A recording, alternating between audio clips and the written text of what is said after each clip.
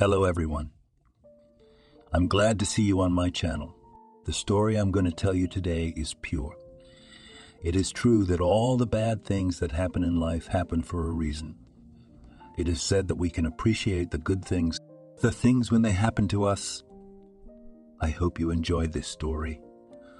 I wish you a pleasant viewing experience. John grew up in a very wealthy family. He never had a problem with money. His parents provided him with everything he needed and more, and he was allowed not to work until he was old, although he never worked a day in his 33 years. So sometimes he pretended to help his father. He held a management position in his company, but in fact, he did nothing useful. John wasn't too interested in his father's business. He was more interested in traveling the world. His passport was dotted with stamps from various countries where he had been. It seemed that everything was perfect in his life. His own apartment in Washington, spacious and bright, with luxury renovation and luxury furniture. An expensive car given by his parents on his 30th birthday, although he had been driving since he was 18. But back then, cars were simpler. 34 million maybe. And now this beautiful Bentley. People turned their heads when he drove by. He was always surrounded by crowds of beautiful girls who looked at him with wide open eyes and dreamed of marrying him. True, John was in no hurry to marry. Yes, of course. Did you want something? The girl asked him quietly. Oh yes, I would like you to have dinner with me tonight, John said triumphantly. Thank you, but I can't, she replied calmly. John was rarely refused, not only at work, but in life in general. As a rule, the smell of his money attracted girls wherever he was. Why can't you? Can't get off work. I'll take care of it. No, please don't. I can't because I'm getting married in 2 months. I don't really date anyone but my fiancé. But I'm very grateful to you for inviting me. I can make you, John said and smiled. I don't think so, Julian replied somewhat defiantly, or rather I hope you'll be reasonable. What if I'm not so sensible? He asked, trying to sound charming. Then I'm afraid I'll have to tell your father, Julian replied quietly. And what? My father's not the boss of me. And besides, he'll do anything I ask him to do.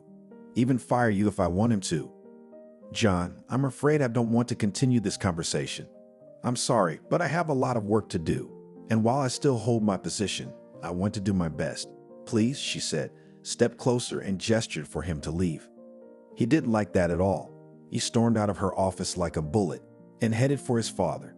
He, as it turned out, was not at his desk. Frank had warned Human Resources a couple years ago that his son couldn't fire anyone he wanted. There was a similar situation where a girl his son liked didn't want to give in to him. True, that girl was just playing the role of a hussy, but still it was unacceptable. John could not fire Julian himself. He needed his father, so he decided to wait. The next day he came to the office again, which surprised the other employees even more. Miley even thought that her boss had changed his mind and tried to hint to him about sex again, but she was disappointed again. Upon entering the office, John, you're dating my father. Don't deny it. It's written all over your face. There's a reason you're so scared. Even if he doesn't want to fire you, he'll have to when I tell my mother. She'll put him in his place in no time. You're very wrong, Julian said with a smile, pleased that he didn't really know anything. If you don't believe me, ask your father. We have a strictly business relationship. That's what you'll tell the labor exchange when you come to look for a new job. He cut him off, but then he seemed to change his anger into mercy. But I can still change my mind. All you have to do is have dinner with me. Just then, Julian's cell phone rang. She looked at the screen and put her dainty finger to her lips, signaling that she needed a moment. Hello, sweetie. Yes, I'm a little busy, but if it's quick, go ahead. A man's voice came from the phone. What is it? Grilled salmon or king prawns in wine sauce. I'll have the salmon. It's amazingly delicious. Okay, I'll see you tonight then. Love you. Bye. The girl looked carefully at John, who was listening to the conversation, and then said, See, I already have plans for tonight. I'm sorry. We may not wait until tonight. We can go without a date. I like you, he said and stepped forward. That's out of the question. I already told you I'm getting married soon. I love my Mickey. Please go away. I have work to do, she insisted. You do realize that I can buy you and your Mickey master in this whole town, John answered her angrily. I'm not used to being turned down, especially not twice. You're digging your own hole. Then I'll have to dig it deeper to make a pool, Julian joked, which made him even angrier. Fine, take it out on yourself. He walked out of her office, but he was angry with himself for some reason. Why did she give up on you? She said no and she said no. Let her go. You got plenty of girls who will do anything for you. Why do you need that gray office mouse? John went to the bathroom, washed his face, and was on his way back to his office when he saw that Julian was in a hurry. He decided to follow her. The girl walked out into the parking lot, looked around, and headed straight for an expensive SUV, which the man easily recognized as his father's car. So he was right, and they're together. But before he told his mother, John decided to get proof. He took out his iPhone and turned on the camera, but he didn't have time to take any pictures because the car touched down and drove to the parking lot exit. His Bentley wasn't far away. He quickly started it up and decided to play detective. Frank and Julianne drove to a cozy cafe not far from their office. Apparently, they were going to have lunch. Perhaps they had other plans for later. John noted that all the tables were separated from each other by translucent screens. All he had to do was sneak to the next table to overhear what they were talking about. 2 minutes later, he was already sitting behind them, listening to every word. Julian was clearly not happy. Can't you just explain it to him so he'll stop hitting on me? That's too much, the girl said resentfully. I already told you, just ignore him. Tomorrow he'll meet someone else and forget about you. It's always like that. Don't worry, at least you know I won't fire you, his father said and kissed the girl's hand. John became more and more convinced that there was something between them, but that made the girl seem even more desirable to him. If even her father appreciated her, that he should definitely try her. What was it that attracted him so much? At least that makes me glad, Julian replied and rested her head on his shoulder. Have I told you how proud I am of you? You're such a smart girl, and you shined at the meeting today. I sometimes wish I could tell everyone about you. You're amazing. You're my treasure. Sometimes I even think it would be easier if John knew the truth. Maybe you two could even be friends. I'd like that too. But you said yourself you can't, and if you do, there's no turning back. John was now completely convinced that they were lovers. There was no point in listening any further. He got up from the table and disappeared from the cafe. He didn't know what to do. Should he tell his mother? And who would be disadvantaged if they divorced?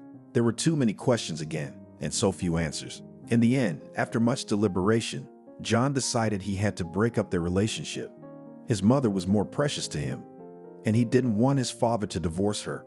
He came up with the only sure way to do it: sleep with Julianne. Then his father would leave her for sure. John felt he was doing it for the good of the family. Plus, he'd satisfy his lust. He called a guy he met in HR, asked him for Julianne's address for something important, and that night he went to her house.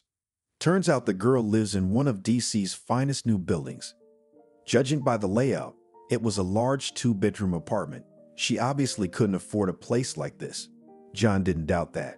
He parked farther away from her driveway, but so he could see who was coming in. He didn't have to wait long. At 7:30, her black Audi pulled up. The girl was clearly in a hurry. No wonder she was going on a date with her fiancé. I wonder why she should get married if she's dating my father. How did he let her do that? I don't really care though. There's no telling how she'll spin it to him. John got out of his car and followed her. Julian quickly parked and headed for the driveway. She opened the door without noticing that there was someone behind her. John literally shoved her into the doorway, grabbed her elbow and led her to the elevator. She was surprised, but not angry. What do you want here? The girl was indignant and tried to push him away. Come on, we're not finished. When they got into the elevator, he confidently pressed the 9 on the panel and smiled evilly. How do you know where I live? I know a lot of things. You have no idea. Now we're gonna go to your place, and I'll tell you everything. I'll even show you some of it. No, you can't go to my place. No, you can't. My mom's home. So if your mom's going out for half an hour, you'll have to convince her somehow. No, you don't understand. You don't understand, my dear. I don't know why, but I liked you right away, and I won't rest until I get what's mine. If you won't do it my way, you'll do it my way. In fact, This behavior was completely out of character for John. He'd never done anything like this before. But at that moment, he was out of his mind. The elevator doors opened and John literally pushed Julian out of it. She tried to hide her keys in her jacket pocket, but he noticed and snatched them away. Holding her hand, he opened the apartment door himself and pulled her inside. John pressed Julianne against the wall and tried to kiss her as a friend heard footsteps coming from the hallway. "Julianne, is that you, daughter?" came a voice behind him. The voice was very familiar. It was as if he had heard it many times, but John couldn't remember where or when. He turned to look at the owner of the voice, and he couldn't believe his eyes. It was Ariana, a woman from his past. He could hardly even recognize her. She was all grown up now. He just said out of habit, "Nanny." Ariana used to work for the family. She raised little John from the time he was a baby. She left them when he was 7 or so. He remembered asking his mom to bring back his favorite nanny, but she just said she'd find another one. And she did. She found another one almost every 2 weeks, because none of them could get along with the spoiled boy. Eventually, he was sent to a private school for rich kids who knew how to get along with them, and he didn't need a nanny, but John still resented Ariana for abandoning him then. Ariana looked at him and couldn't say a word. "Mommy," Julian said and rushed over to the woman. Thanks to her daughter's touch, she was finally able to snap out of her stupor. "What are you doing here?" Ariana asked, turning to John. "I just stopped by to chat with my favorite nanny." "What a surprise. Is this your daughter?" "Yes, this is my Julianne," his former nanny replied cautiously. John tried to recall the conversation in the cafe and now realized it had been about something else entirely. Juliana was not his father's mistress. Ariana had been, and she was his daughter. "Wow. Is that why you left us back then? You had an affair with my father and got knocked up by him," John said rudely. "It wasn't exactly like that, but if you want details, you should talk to your father. It's not for me to tell you." "All right," John answered, and without taking his shoes off, he went into the living room, sat down in a chair and continued, "Then call him. Tell them to come over and tell you everything." The thought of what he had just almost done to his own sister made him feel a little ashamed. But John chased those thoughts away. Ariana dialed Frank's number and asked him to come over. All she said was that his son was here. "He'll be here soon," Ariana said more calmly. "What can I get you? Tea or coffee?" "A whiskey would be better." "No, buddy, you're driving. No whiskey." "Buddy." That's what she used to call him when he was little. It's as engraved in his memory as his nanny. He'd loved her very much once, perhaps even more than his mother, but then that went away. "Buddy, I'm not Buddy anymore. Don't call me that," he said with annoyance. "Okay, I won't. You used to like it," she said, and smiled. What a beautiful smile she had. John had forgotten how much he used to enjoy spending time with her. He was just a kid then. Nanny was always there for him. She loved to play with him. They were always together. She even put him to bed every night. Mom was always busy. She was still busy. John was sad to think of it all. It hurt him when Nanny left. Maybe that's why he was angry at the world, or rather, he was now. Back then, he felt like she'd abandoned him, betrayed him, and he didn't understand why it had happened, until now. Ariana went into the kitchen and made tea. She was gone for about 5 minutes while Julian and John sat across from each other silent. The woman returned with 3 cups of tea and a vase of cookies. She placed the tray on the coffee table and gestured for him to help himself. But John didn't. Julian took her mug and 1 cookie from the crystal vase. He just gave her an angry look. "What?" "I want tea." "If you don't want it, don't drink it," was all she said, as if they'd known each other a long time. "So you're my sister-in-law?" "Why, I'd have a legal father." "Even on the certificate," the girl said, but her mother cut her off. "Julian, honey, let's wait for Frank. I'm begging you." The girl only nodded and continued drinking her tea. They were all silent. The room was uncomfortable with this dry silence. Suddenly, John heard someone opening the door with the keys. It was his father. Turns out he even had his own key to the apartment. "Hi, son, can we talk?" said the father calmly. "Well, come on. I'll be very interested to hear how you cheated on my mother. Tell me how you knocked up my nanny. How you hid your daughter for so many years, and why the hell did you hire her? The son sarcastically replied. Well, we can talk like this if you want. Your mother and I have been living like strangers for a long time. We haven't slept together in years. She has a lover, maybe even two. I mean, they change all the time. I don't keep track of her affairs anymore. But in case you're wondering, she's the one who killed our love. She cheated on me first. I wanted to leave her, but then she threatened me that if I divorced her, I'd never see my son again. And she wasn't kidding. So for years we've been playing at being married. And Ariana, I love her. I have for years. But you know what it means to love her. You were once very attached to her yourself. John seemed to listen to him, but he didn't hear him. Who are you kidding? If you wanted to leave your mom, there'd be nothing to stop you. So you've just been lying to her all these years, and you've been lying to her. Lovers? At mom's? How could you even think of that? Actually, here's the thing. She has some dirt on me, a long time ago, but she's been hiding it for years. In public, we always play the happy couple roles, and those were her terms, not mine. She knows nothing about Ariana, much less Julianne, and I want to keep it that way. And if she does, what? She'll hurt them. I know her, but I can't do anything about it. It's easier for me to hide it. Why should I believe you? Because you're old enough to make your own decisions. At least I hope so. You know your mother. Catherine is cold and calculating.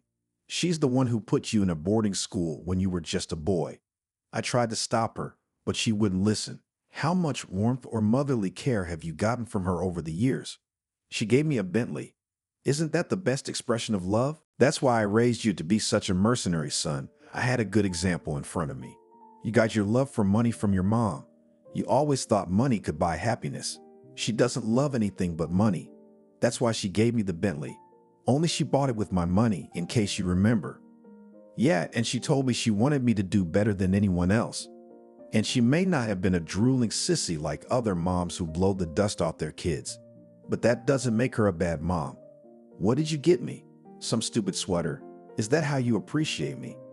Actually, Ariana made that sweater, and she knitted it with love for you. I just couldn't tell you that. And by the way, Ariana picked out a lot of your other birthday presents too. Although you didn't appreciate them, because you only appreciate money. Anyway, please don't say anything to your mother. Will you do that for me? John looked at his father and could not believe his ears. In fact, the realization that the sweater was knitted by his former nanny for some unknown reason echoed in his soul with a strange feeling. Joy. But from where? He hated the thought of his father hiding his second family for years. On one condition, John said, and it was obvious he was thinking of something. What was that? That neither this Julian nor your Ariana would be in the will. His father looked at John sternly. He was uncomfortable with what his own son was saying. No, it won't work that way. Julianne is my daughter, and Ariana is my real wife. Not on paper, though. She's been there for me all these years. Son, I love you. But your mother, she wouldn't have let us be together, even though I've been asking her for a divorce for years. I can tell you one thing for sure. If you tell her, I'll go to jail, and everyone will be left with nothing, including you. So it's up to you. I'm willing to take responsibility for my actions. Are you? I'll decide what I'm ready for. John snapped at her, then jumped up from his chair and left the apartment. Ariana was upset. On the one hand, she was sorry for what had happened. On the other hand, she hadn't seen John in a very long time, except in pictures. He had grown up to be such a handsome and strong man. When John was little, she had adored him. When Ariana was only 18 years old, she got a job as a nanny for a rich family. She needed the money badly. She was a correspondence student, but she couldn't pay her tuition. Her parents left her to her grandmother a long time ago. The first months, she didn't even notice Frank, though he noticed her right away. He liked the young girl who looked after his son so tenderly and reverently. His wife Catherine was cold with his son and in general, although she seemed wonderful when they first met. She didn't care about her own child, which was why there was room for a nanny in their home. Frank saw that with Ariana's arrival, his son was happier. Secretly, he wished it was his wife who was so kind and affectionate to their son. But with each passing year, it became clearer that she could not even be expected to do so. The initiator of the relationship between Ariana and Frank was he himself. She resisted for a long time. She didn't want to break up his family. But when she realized and saw with her own eyes that there was no family, she gave up, especially since she had long ago fallen in love with the boy's father. At first, they loved each other secretly. There were many rooms in the house. You could hide in any of them. But when Ariana got pregnant, Frank made her quit her job. She didn't want to leave John. She missed him for a long time, but there was no choice. Frank put his beloved in a small apartment not far from their now former office.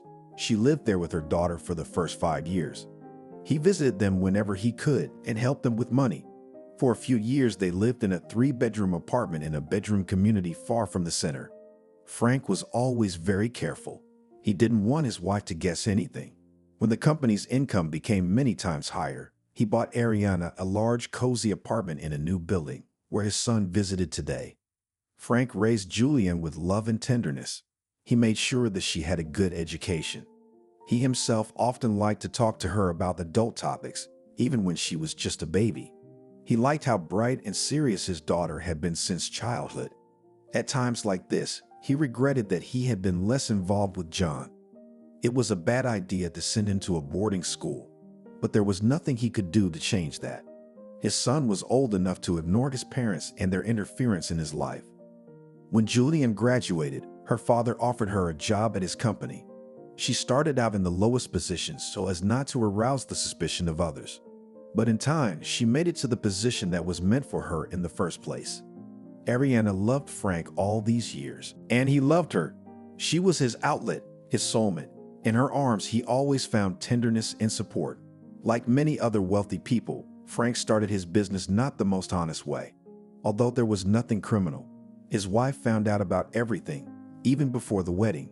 She had evidence that could compromise his entire business, so he had to fulfill all her wishes.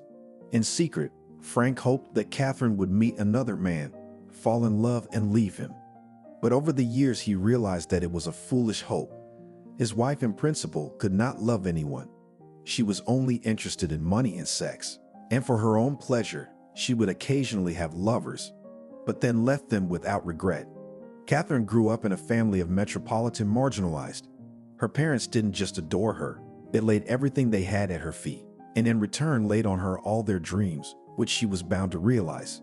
Married, the daughter stopped communicating with her parents from the word completely. She considered them unworthy and pathetic. Pride was more precious to her than anything else, even money. She was so proud of herself when she was able to get a rich Pinocchio in the person of Frank, which greatly increased her social status in the eyes of the public. And she didn't want to lose him for any reason. Ariana herself had been working as a psychologist for many years. She had her own office in an office building not far from their home. She didn't have many clients, but she was valued for her ability to listen and help people. It was clear that money was not the most important issue for her, so sometimes she helped young women for nothing. In secret, even from her husband a couple of years ago, she created a fake Instagram page and subscribed to John under an assumed name.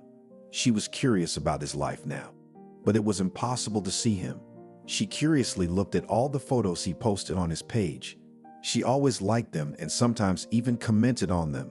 A couple of times, John even liked her comments, and she was insanely pleased. The woman realized that she was being silly, but she couldn't deny herself this little joy. For this account, she bought a separate phone, which she hid in a secluded place.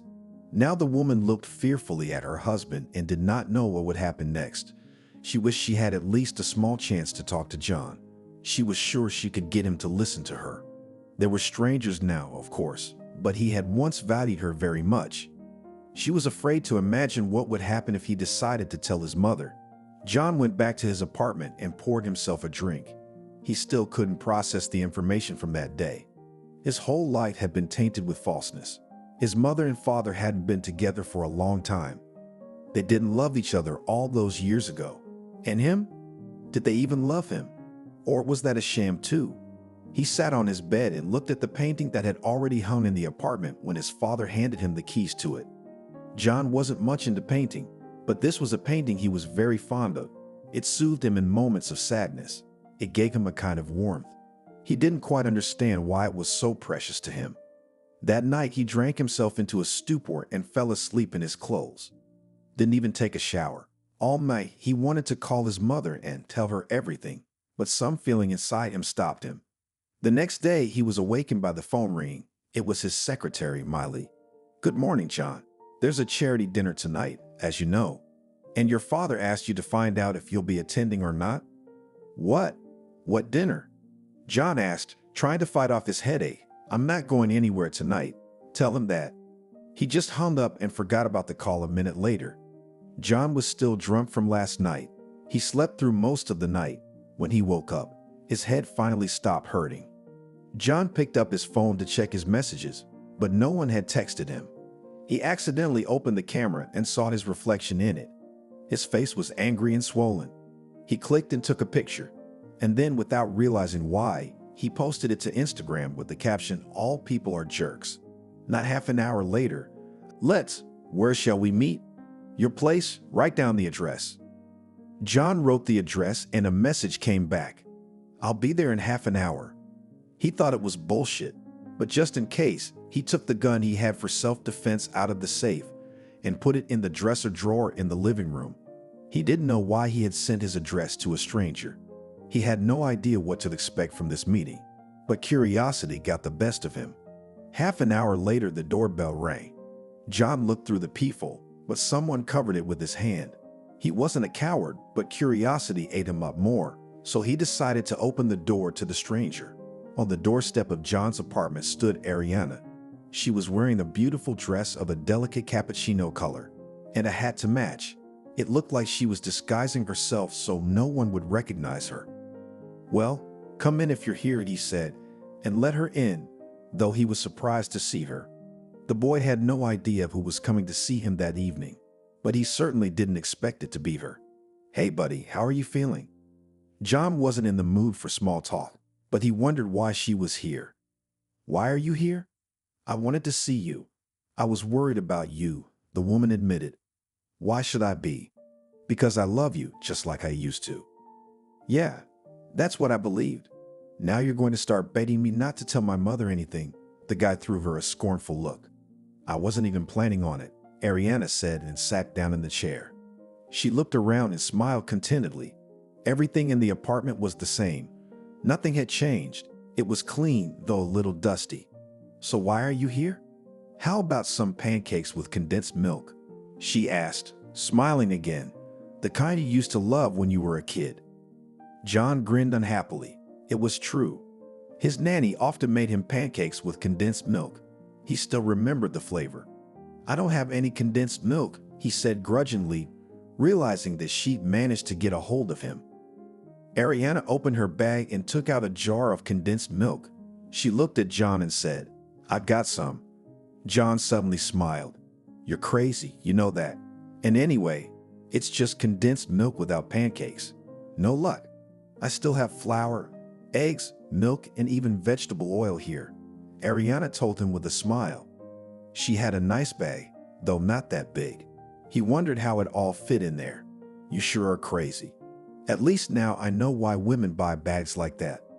"Is there a frying pan in there too?" "No, you have a frying pan in your kitchen." "You're wrong. I have no utensils at all, at least not for cooking." The woman looked at him surprised and only mysteriously said, "Actually, you do." "How do you know?" he asked, a little surprised. "Come on, I'll show you," Ariana replied and walked confidently into the kitchen.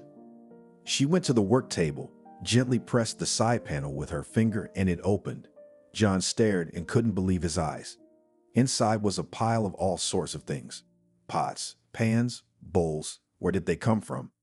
"I always thought it was just a table." "How did you know there was anything in there? I mean, there's not even a handle. I didn't even know they opened." In fact, John was rarely in his kitchen at all. He preferred to eat in expensive restaurants, and at home he could only occasionally order food with delivery. If he invited the... John didn't even know he had that lamp. He'd never once gone near that window in all these years. The view from it was so-so. "How do I know that when you moved in, all the towels in your bathroom were orange in color, and there was a white hooded robe hanging on a hook, and it had gray ships on it, just like your dad would have had when you were little?" Remember when you said you wished all the towels in your house were orange and you loved Daddy's robe? John stared at her and didn't blink. How could she know all those things? It was the unadulterated truth. He'd been really excited then, thought his mother had done it all, and he was so grateful to her. He had thought it was the first time in years that she had expressed her love for him in such a way. And now it turns out it wasn't her at all. How do I know you have a very beautiful painting across the bed? There's a picture of the sea, a sunset, and a small yacht in the distance. And if you look closely, you can see a young woman in a blue dress on the yacht. She has red hair, isn't she? Tony, you painted the picture yourself, John grumbled. No, it's Julianne's work. She's a painter. Another piece of news that was hard to digest. For so many years, he'd been admiring a painting that was actually painted by his own sister. Did you bring a drink? I feel like getting drunk tonight, he said sadly. No need. Let's go fry pancakes, Ariana suggested, took his hand and led him into the kitchen. She quickly and skillfully kneaded the batter, heated the pan, which was like a young virgin, because for so many years John had not even known about it. When the nanny began to fry pancakes, the smell hit the guy's nose, which once he simply adored. He used to love to sit in the kitchen and watch Nanny make pancakes. Sometimes he'd try to snatch one before she was done, but he'd always get a shovelful of pancakes. And then she would take a few pancakes, arrange them nicely on his plate, and he would eat them greedily. This time John just sat and watched, trying to get his thoughts in order. When Ariana was done, there was a plate of pancakes and 2 mugs of tea on the table. She sat down across from him and slid one of the cups over to him. Help yourself, she said quietly, and took a sip herself. John took one pancake and shoved it into his mouth. He liked to do that when he was a boy. The pancakes were very thin, and there was so much condensed milk. It was just like it used to be. It was a little bliss. It was like he was back in his childhood again. The same thing happened with the next pancakes until the plate was empty, as was the mug of tea. How long have you been subscribed to me? He asked suddenly. A couple years now, Ariana admitted. Been following me? More like starting at age 70. It is considered that at this time people are just living out their life, but can no longer seriously change it. And the white squares are what you have left to live. That is, the years when you can seriously change your life. There's not that many of them. See? Imagine if they all turn red and you still don't have any moments you really want to remember. What are you? A psychologist now? Actually, yes, look, he said and pointed to the square with the number 35. In this square you could meet your future wife, and in the next one you could get married, and in 2 more squares you would have a little girl, and you would name her Mabel. What? John laughed. I would never in my life have named my daughter such a stupid name. Mine would be Snishana or Christina, but definitely not Tonya. Okay, let it be Christina, Ariana smiled now, but in 3 more squares you'd have a son. Let me guess, Tom, right? Wrong again. I would name my son Alex or Nate, but definitely not Tom. That's kind of a weak name. See, you're a good thinker. But if you don't change anything in your life, they'll just keep getting redder and redder, said Ariana, and began to shade the white squares one by one. At that moment, the meaning of her words came to John. He had lived every day and every year in vain. He had left nothing behind. Nothing at all. Stop it. I hear you, he said, and snatched a piece of paper from her. Don't do that, and stay out of my head. I'm sorry, I didn't mean to upset you. It's all your Instagram. I've been watching you slowly burn through your life all this time. I wanted so much to tell you that you have other options. You can be a husband, you can be a father, you can have children, but you're just living and life is passing you by. So many people envy you, but they don't even realize that they're the ones to envy. Don't feel sorry for me. John got angry. I don't feel sorry for you. No offense, please. Can I see that painting again? I've missed it so much. John nodded, and she went into his bedroom, and the boy followed her for some reason. How old was she when she painted it? 15, Nanny answered thoughtfully. It's one of her best paintings. Your father always adored it. He even resented me a little when he found out she'd moved in with you. I still don't believe you've got it all worked out here, John admitted. Ariana squatted down beside the bed and began fumbling underneath it with her hand. After a moment, she pulled out a piece of embroidered cloth. You know what this is? It's an amulet. My grandmother made it for me when I was little. She said it would protect me from bad people. I left it here to keep you safe, she said, tears glistening traitorously in her eyes. No more proof was needed. John now definitely believed that she had created an impeccable coziness in the apartment he'd lived in for so many years, and he hadn't even realized it. Okay, I should probably get going. Your father will be back soon. Ariana headed for the exit and John followed her out. Can I ask you something? She asked sadly. Ask. A hug, she said and smiled. John remembered again how much he loved cuddling with his nanny when he was little, and she had loved it a lot too. He walked over to her and hugged her tightly, and it was so strange. She used to be big and he was small, and now he towered over her by a whole head, but the hug was still just as nice.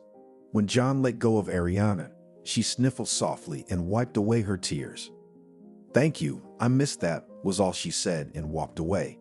When Ariana left, John felt a heavy weight on his soul, as if he had lost something very dear to him. A long time ago, there were so many conflicting thoughts in his head. He had believed for so many years that his mother had really done everything in his apartment, and it turned out she'd never even been here once. I mean, she really hadn't been here once since I moved in. She'd had plenty of opportunities, John thought sadly. He didn't visit his parents much himself, but that was more because he spent a lot of time traveling the world, and when he came back, he'd stop by for a couple hours to talk about his experiences, though usually his mother didn't have time to listen. John pulled out his phone and opened his mom's Instagram page. There was a story there from a charity event he hadn't gone to. Catherine was there, as usual, in all her glory. She was by her father's side, holding his hand, as if they were still loving spouses. Paula shifted down her photos. He noticed that his mother dresses more often in red, and only occasionally white or black. There are no other shades in her closet. In all the pictures she smiles, but her eyes remain cold. It was the same in life. If his mother decorated his apartment, it would be in red, black, and white. And certainly the painting would be of some famous artist, bought for several million. It was strange that he himself had never realized it before. While he was thinking about it, a message arrived on Instagram from Ariana's secret account. Did you find the books, or have you never seen them either? Where? In the nightstand by the bed. John walked over to the nightstand, pressed a panel with his finger, like in the kitchen. It opened. There were books, 10 or more, all detectives. He would never have guessed there were books in his house, although sometimes he really wanted to read something other than ebooks, but it never occurred to him to buy them. The nightstand still had a niche and a drawer. That's what he actively used. In the niche, he kept his phone while he slept, and in the drawer, he kept condoms. Thank you, that's all he said. You're welcome. The guy took one of the books and started reading. He didn't want to drink anymore. He wanted to break into an interesting story. In the morning, he woke up under the book. He didn't even remember passing out. He wanted to finish reading it first, but then he decided to go to the office. When he arrived, the first thing he did was go to Julianne's office. Well, hello, sis, he said dryly. This time she smiled at him affably and replied, Hello to you too. How are you? John somehow caught himself thinking that it had been a long time since anyone had asked him how he was doing. Although in principle he had always been doing well.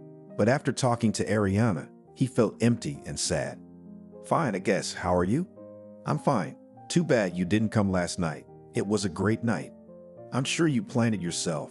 He sneered, but the girl preferred to ignore it. How did you like the painting, by the way? Did Mom tell you about it? John suggested it. Told me what? Well, that she came to see me yesterday.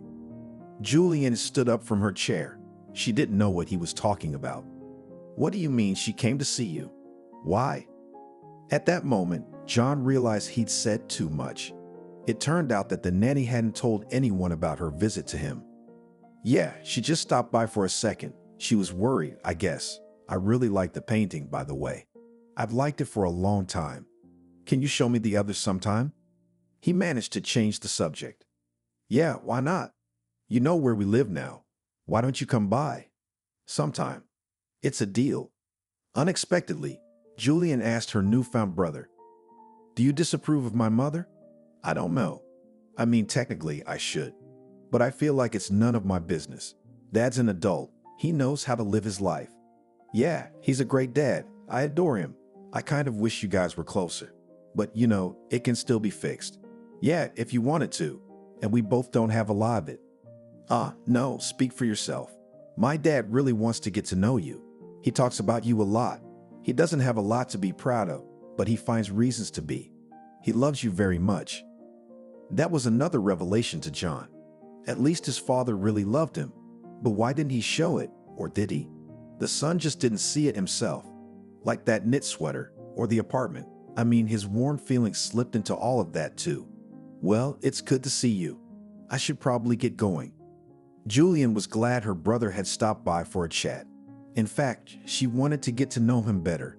Secretly, she envied him. The thought that her father wouldn't even be able to walk her down the aisle when she got married made her sad, but she realized that it wasn't possible yet. It certainly wouldn't go unnoticed by those around her. And how would she explain it to them? It was complicated. John left the office without even going into his office. He didn't want to see his father yet either. He had a lot to think about. A lot to think about. He came home and decided to finish that book. When it was finished, he accidentally opened the very last page. It had "Love to You" written in the corner. It was clearly not meant for him. But to whom? He was curious. So John wrote to Ariana himself. Who picked the books? 2 minutes passed, and then the answer came. Your father. I always gave him books for the holidays, but he only picked out the ones he particularly liked. Have you read them? Only once so far. It was really interesting. It was also somehow nice to know that his father had chosen the ones he thought were the best. Somewhere inside John was still a little boy, resentful of his parents for not paying attention to him as a child. He had hidden it deep inside for a long time, trying to forget and not remember, but now it was especially hard. After finishing one book, John took out the next. He spent several days reading. He hardly ever left the house. Occasionally, he'd order takeout food so he wouldn't starve to death. No one called or wrote to him all those days. I wonder where they all disappeared to. He thought to his friends, and then it occurred to him that he was always the first to write or call them, calling them to hang out, and then the party would start. When the books in the nightstand were finished, or rather were read from cover to cover, it seemed to John that he had become a different person. Almost a week without alcohol and other pleasures had done him good. His head had cleared. His nerves had calmed down. Now he suddenly noticed that he was looking at Ariana and his father's situation a little differently. He even felt sorry for both of them, having had to hide for so long. But could the mother really hurt the father? He wanted to find out. He dialed Catherine's number to warn her that he was coming to visit, but she didn't pick up. So he decided to go to her anyway. When John drove up to their large country house, there was no one there to greet him. There was no security guard, no gardener, no butler. It was about 6 o'clock in the evening. He wondered why she had disbanded everyone who worked in the house. John knew all the passwords, so he had no trouble opening the gate and entering the house. Mom was nowhere to be seen, but there was music coming from upstairs. He followed the sounds, even though he knew he'd better turn around and drive back home. When John got to the 3rd floor, the music was already quite loud. There was laughter and voices coming from the far bedroom. He entered the room and saw his mother in the company of a stranger. "Hi, Mom, having fun?" John asked contemptuously and turned away so that she could clean herself up. She jumped up in surprise, quickly threw on a robe and took a defensive position. In his 50 with a tail, Catherine looked beautiful. But it was no surprise to anyone because she spent so much money on aesthetic medicine and plastic surgery. Once she promised herself that she would remain young and beautiful as long as the money. "What are you doing here? I'll explain everything to you," she said and dragged him by the hand out of the room. They went down the stairs together. Catherine poured herself a glass of wine and her son splashed whiskey in a glass. "Thank you. I'm actually driving," her son told her and pushed the glass away. And how long have you not been drinking while driving? That's news." Decided to play an ordinary mortal or on the traffic cops sorry to spend money? "I just don't want to. So go ahead and explain." "You promised," insisted the guy. Catherine definitely looked at him. No more defense, only offensive. And what, you still thought that your parents lived happily married? I'm sorry to disappoint you, but that hasn't been the case for a long time. It wasn't what she said that bothered John, because he already knew the truth. It was the way she said it, like their family was worthless. There was so much contempt in every word she said. At that moment, he'd already made up his mind. I'd already figured it out. I just came to talk to you about it. Do you know that your father has another woman? I wouldn't be surprised if he has more than one. His mother snorted. Only I don't give a damn about how he lives or what he does. No, just one as far as I know. And I also know that he wants to divorce you and marry her. What? This Catherine certainly did not expect, but then smiled and very confidently said, "It is unlikely. He doesn't have the courage." Why do you think so? I have one trump card up my sleeve against your father, her mother said mysteriously. Then it's high time you got it. You'll get the divorce papers today or tomorrow, and I won't be surprised if his lawyers retroactively draw up some kind of prenup that leaves you penniless. What are you talking about? Screamed the mother angrily. It's not gonna happen. She sprang from her seat and ran to her father's study. It was a long time since Frank had been in it, as well as in this house. Catherine pulled back one of the bookcases with great difficulty and put her hand through it as if she were looking for something. I knew he'd searched the whole house except for one room, she said triumphantly. Clever, wasn't it? John was pleased. His plan had worked perfectly. Let me at least see what all the fuss is about, he asked and held out his hand. His mother, unsuspecting, handed him the folder. She was sure her son was on her side. John quickly thumbed through the real estate deeds, but didn't look at the meaning. "Mammy, I've been meaning to ask you," he said, pretending to study the papers. "How did you know that I love the color purple so much?" "What do you mean?" Catherine asked him uncomprehendingly. "Well, remember, you decorated and furnished my apartment? You specially ordered purple towels, didn't you?" The woman guessed that something was going on, but could not understand what was the matter, so she decided to play along with her son. "Of course, I'm your mom. I know what your favorite color is. You've loved purple since you were a kid. That's why the towels were that color," she said with a smile. "You're wrong. I've always loved orange. And the towels there were orange," replied the son sadly. "What do you mean by that?" "I'm saying I'm keeping the papers. You'll divorce your father and you won't make a scene out of nothing. You'll get your half after the divorce and leave him alone. And if you get naughty, he'll sue you for everything. After all, I'm sure it won't be hard to find evidence of your many infidelities. Did you hear me? Or repeat again?" "Wow," was all he could say. Frank walked over to John and gave him a hug. "Thank you, son. It's a wonderful gift." Ariana stood behind him and sobbed softly. She, too, couldn't believe that now they could finally be married. She'd been dreaming about it for years. "Come on, Dad. I get it. It had to be done. But Mom would never have given you the papers herself. I hope you don't leave her with nothing. After all, she was your wife for so many years, and she'll still be my mother. I didn't plan on leaving her with nothing. I still can't believe it. Julian, come here. We have great news." Julian was already in the living room. She was standing behind Mom and she heard everything. "You're awesome, bro," she said and hugged John too. "You promised to show me something," her brother said and gave her a hug. They went to her room together, and Julian showed her brother her favorite paintings. She even gave a couple of them away. One of them had a beautiful girl with blonde hair painted on it, but her sister wouldn't admit who it was. A couple days later, Ariana stood in the bedroom near the mirror and looked at her reflection. She was wearing her favorite dress that she had longed to wear on a real date with Frank. Tonight, they were to have dinner together at her favorite restaurant. She'd only gone there alone before, or with Julianne. But tonight all her dreams were going to come true. She had dreamed of this day for so long. And she was so grateful to John for his help. The divorce wasn't the easiest. Catherine hired lawyers to get the most out of her husband. He had no problem giving her the house she lived in, and several other properties abroad. He with difficulty managed to agree with his almost ex-wife so that she did not claim his business. But in the end, everyone was satisfied. As soon as Frank divorced, immediately took Ariana to the registry office to apply. They were married a week later. They did not have to wait a whole month, because for money you can solve some small difficulties. They played a wonderful wedding, to which they invited only their children and the best friends. Ariana stood near the wedding arch and looked at it. It was decorated with snow-white roses and orchids. John looked at her and couldn't look away. He still loved his former nanny who was able to replace his mother, even if only for a short time. "Are all your dreams coming true now?" he asked quietly, coming up behind her. Ariana turned to him and smiled.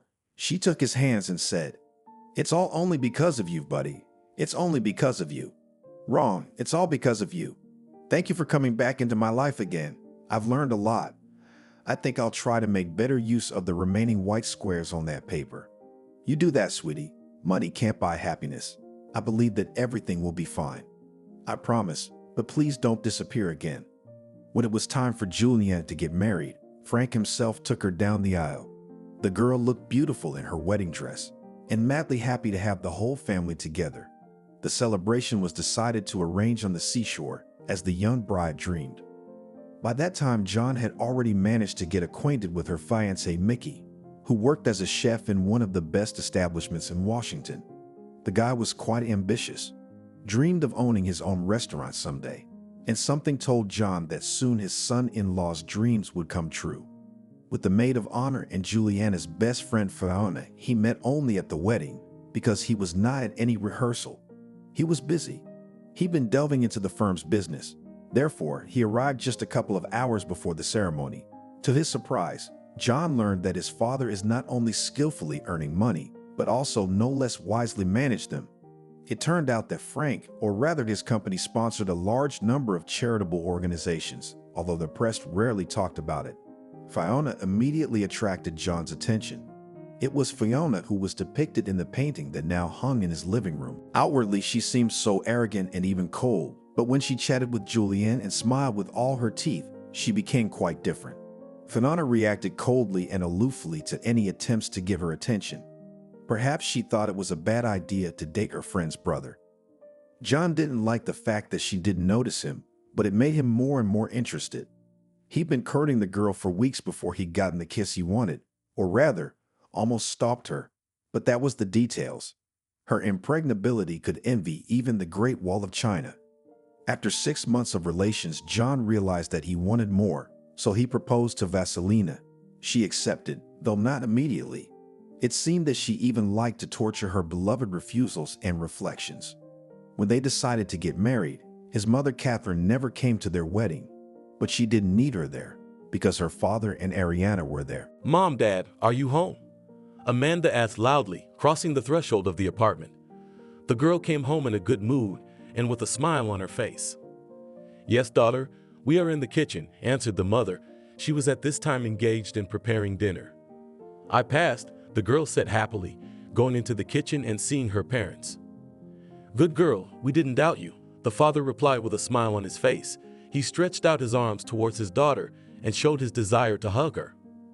"It was the last exam," Amanda said, and allowed her father to hug her, thus expressing his joy and congratulations. "Well done. Your father and I congratulate you. You are one step closer to graduation," the mother added, realizing that her daughter had graduated 9th grade with honors.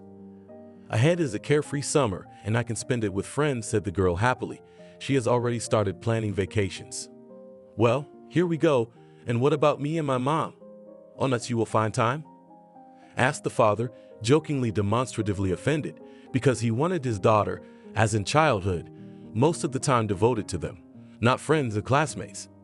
"And you I always in the first place," replied the girl, calming Daddy. "Good. I hope you're not going anywhere tonight.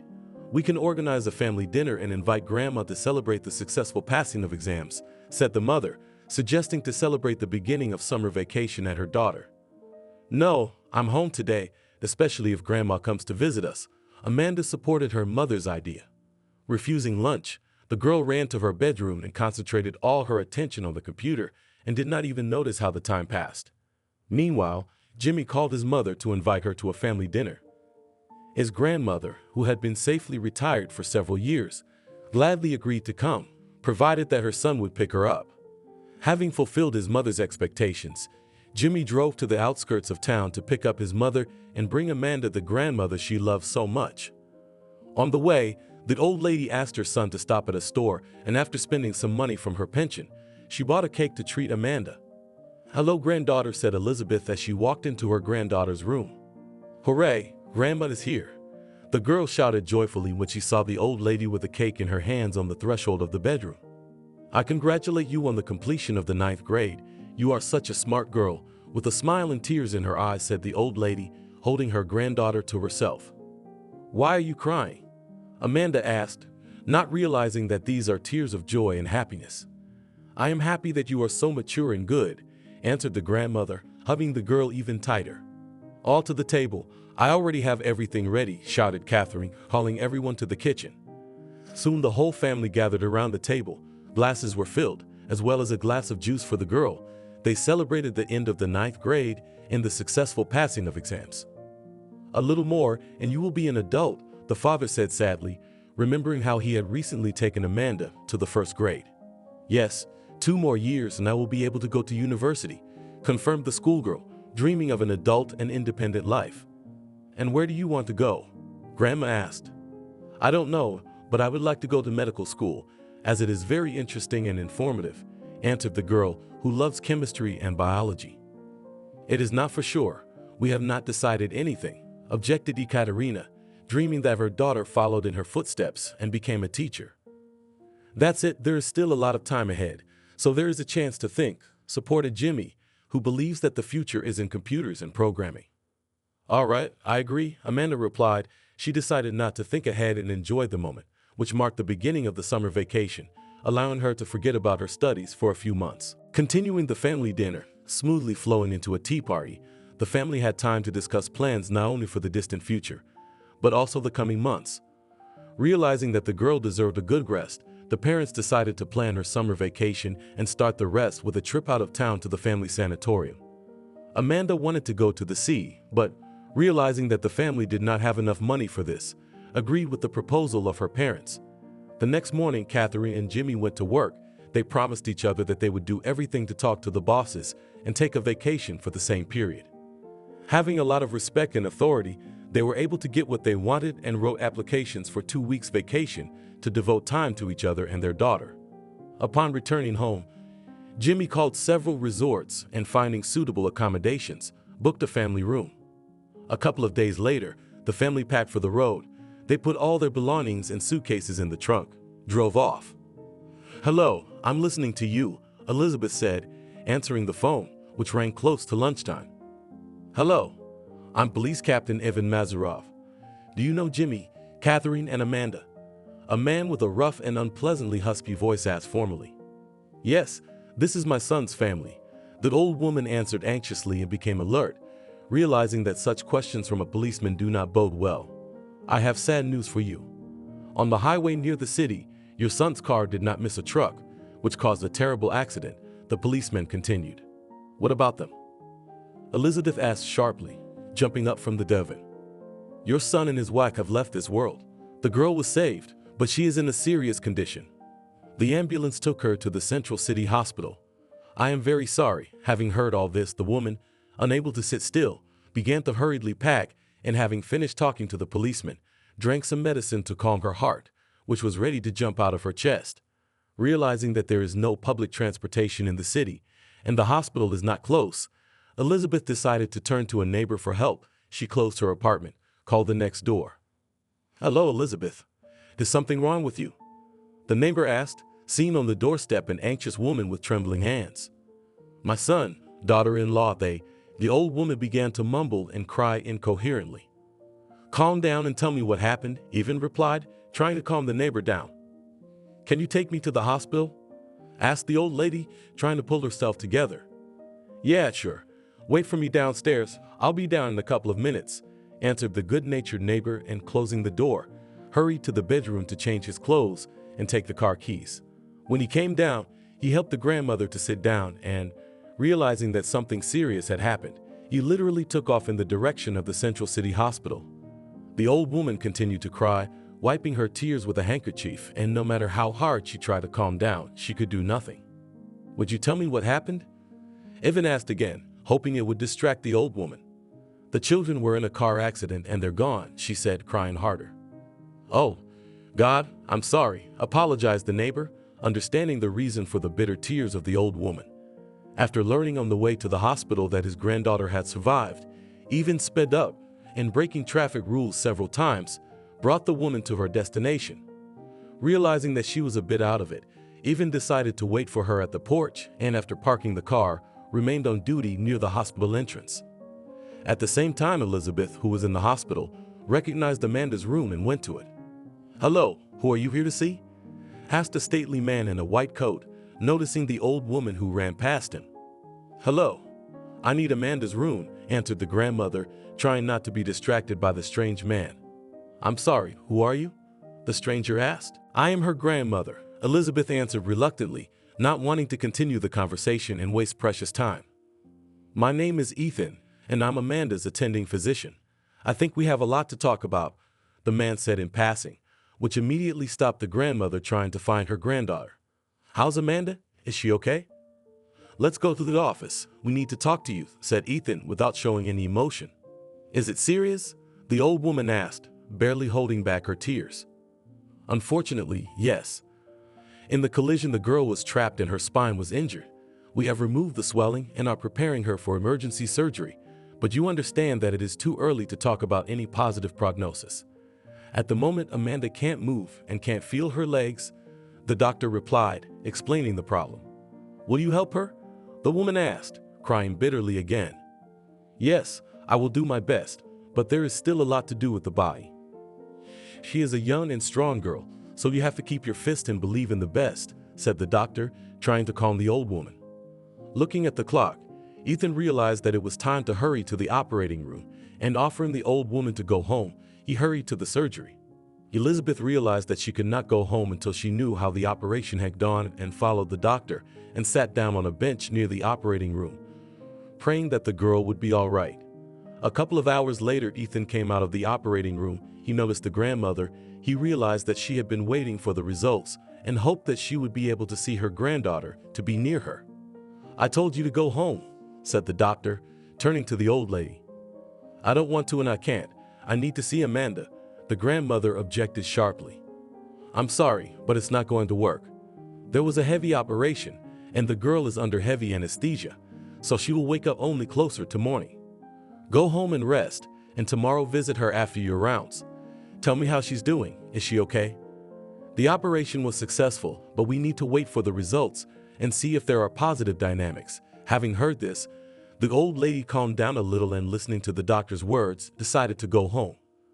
Coming out of the hospital, Elizaveta was surprised to see her neighbor on the bench near the entrance, who had been waiting for her all this time. "Are you still here?" the woman asked in surprise. "Yes, I saw that you were very worried and decided to wait to take you home."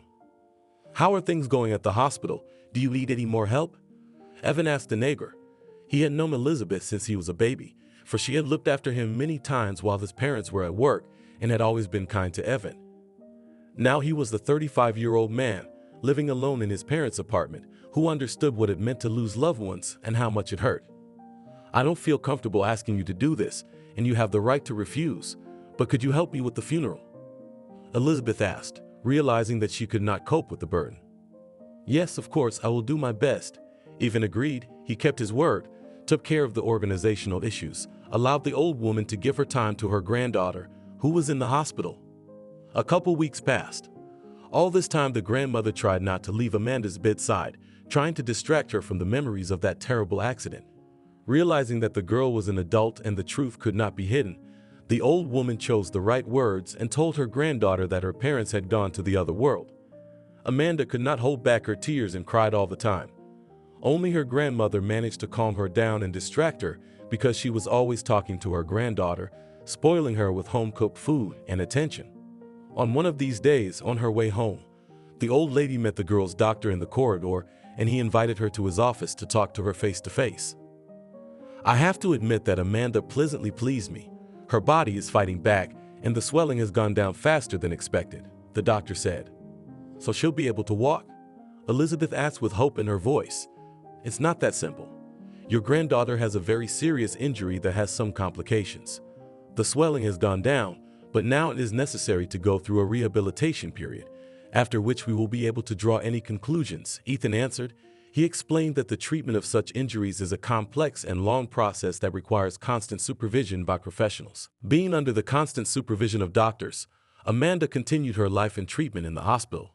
Thus, 6 months passed, during which the rehabilitologist appointed by the attending doctor began to deal with the girl. A course of massages and various physical procedures were carried out in full, but unfortunately, it did not give the expected result. Realizing that another surgery was required, the doctor met the girl's grandmother and told her that a surgical intervention was required, which would not be free of charge. Having learned the amount needed, the old lady, who had entered the inheritance, promised to find the money as soon as possible. Having put her son's apartment up for sale, Elizabeth formalized the deal. She paid for her granddaughter's surgery and hid the rest of the money, realizing that it could come in handy for Amanda's future treatment and recovery. "Hello, Amanda. How are you?" Grandmother asked. She visited her granddaughter shortly before the operation. "Hi, Grandma, can't you see? I'm bedridden and can't do anything," the girl replied sadly, realizing the state she was in. "Don't worry, the main thing is that you stayed alive. We'll fix everything and put you back on your feet." "How?"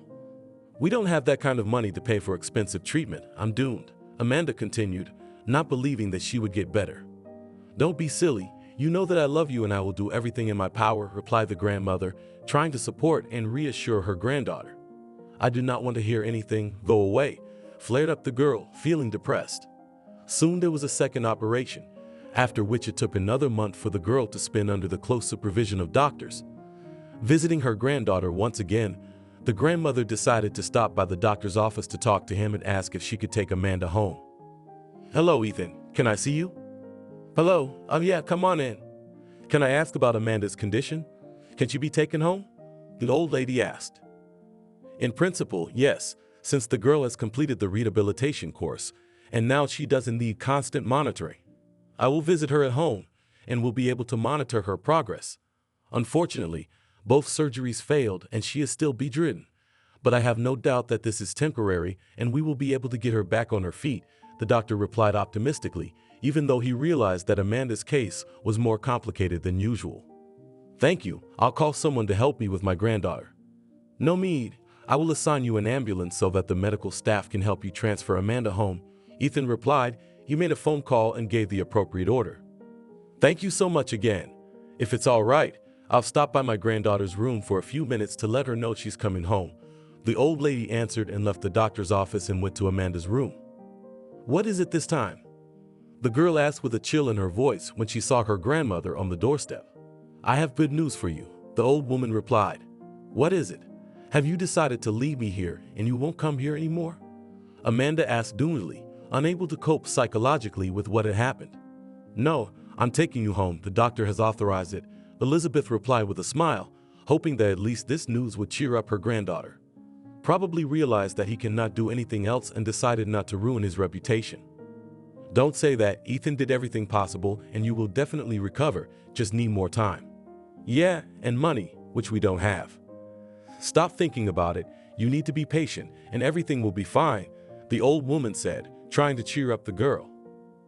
After the conversation, the medical staff helped to take the girl home. Amanda was surprised that her grandmother took her into her apartment, but quickly realized where the old lady had gotten the money for her surgery. Remaining in a constant state of depression, Amanda did not want to communicate with her grandmother and continued to shut herself in more and more. Worried about her granddaughter's condition, Elizabeth does her best to distract the girl from what has happened, but she does nothing.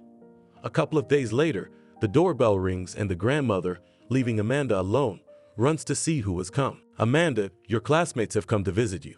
They want to see you and are very concerned about what happened," Grandma said as she returned to her paralyzed granddaughter's bedroom. "You don't need to let them in the house. I don't want to see anyone," Amanda replied sharply. "Why not? They are your classmates and friends. I'll cook something delicious and you two can talk about school."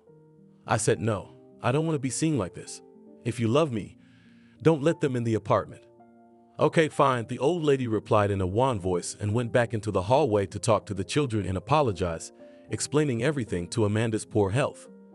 In the evening, as soon as the girl fell asleep, the grandmother quietly went into the kitchen and, sitting on a chair by the window, began to think about how to live on. Realizing that her pension will not be enough and to spend the savings from the sold apartment she has no right, the old lady realized that she would need some kind of part-time work. Forbidding herself to touch the savings Amanda needed, Elizabeth cried bitterly and worried and could not sleep. Trying not to panic, she went to the market in the morning to buy fresh fruits and vegetables for her granddaughter. After paying, the grandmother noticed that there was less and less money in her purse, and Amanda needed to eat well because she needed vitamins. "Hello, Elizabeth," greeted the old lady by a neighbor who came out of the entrance. "Hello, Evan," the sad grandmother mumbled softly and continued toward the front door. "Did something else happen to you?" the man asked, noticing the old woman's face swollen with tears. "I don't think so, but it's hard," Elizabeth replied. "Maybe you can tell me? I'm sorry if I'm prying, but you know I'm always happy to help you if I can," the good-natured neighbor replied. "I took Amanda home, but I never saw a smile on her face. She is having a very hard time processing what happened and has become depressed.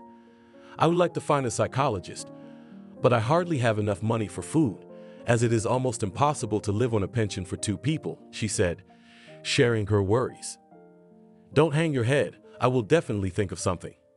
"I'm sorry, but I have to go to work, and in the evening we'll meet and talk," Ivan answered. He put his arm around her shoulders and hurried to work.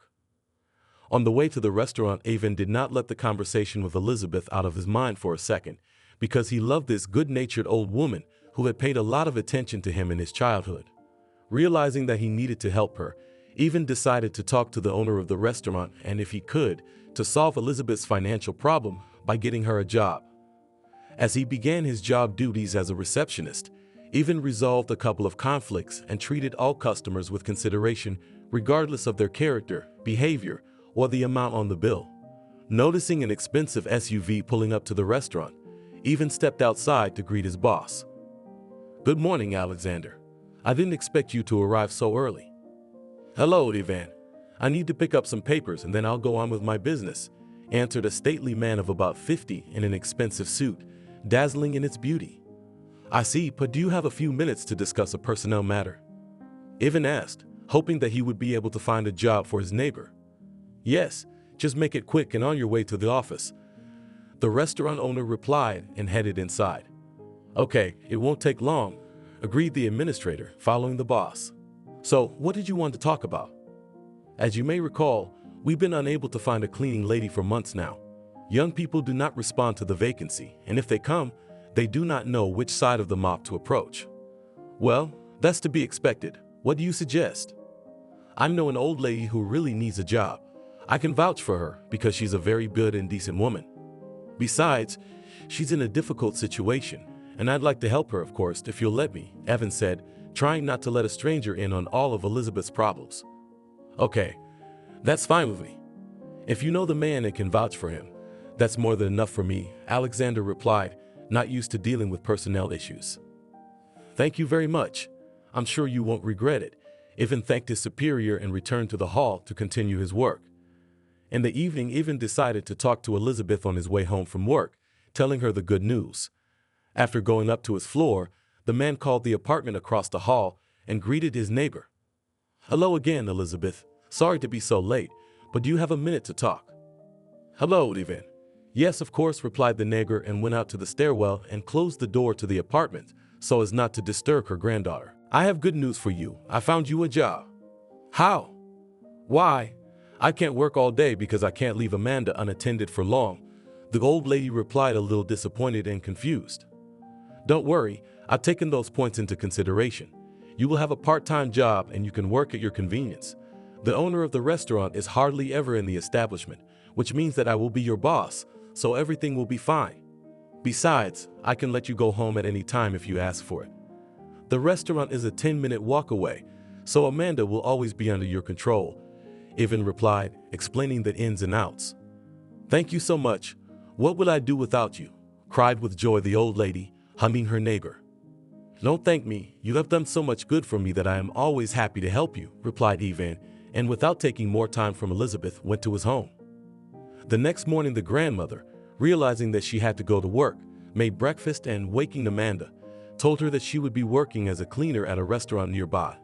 Realizing that the girl could not stay alone for long, the old woman promised to come every 2 hours, and having dragged a nightstand into Amanda's room, put everything she needed on it, from candy bars and cookies to an extra blanket, so that the girl could cover herself if she got cold. Despite her ongoing depression, Amanda smiled for the first time as she joyfully accepted the event and realized that her grandmother would not fuss with her like a small child and would give her free time and space, which was very precious to her.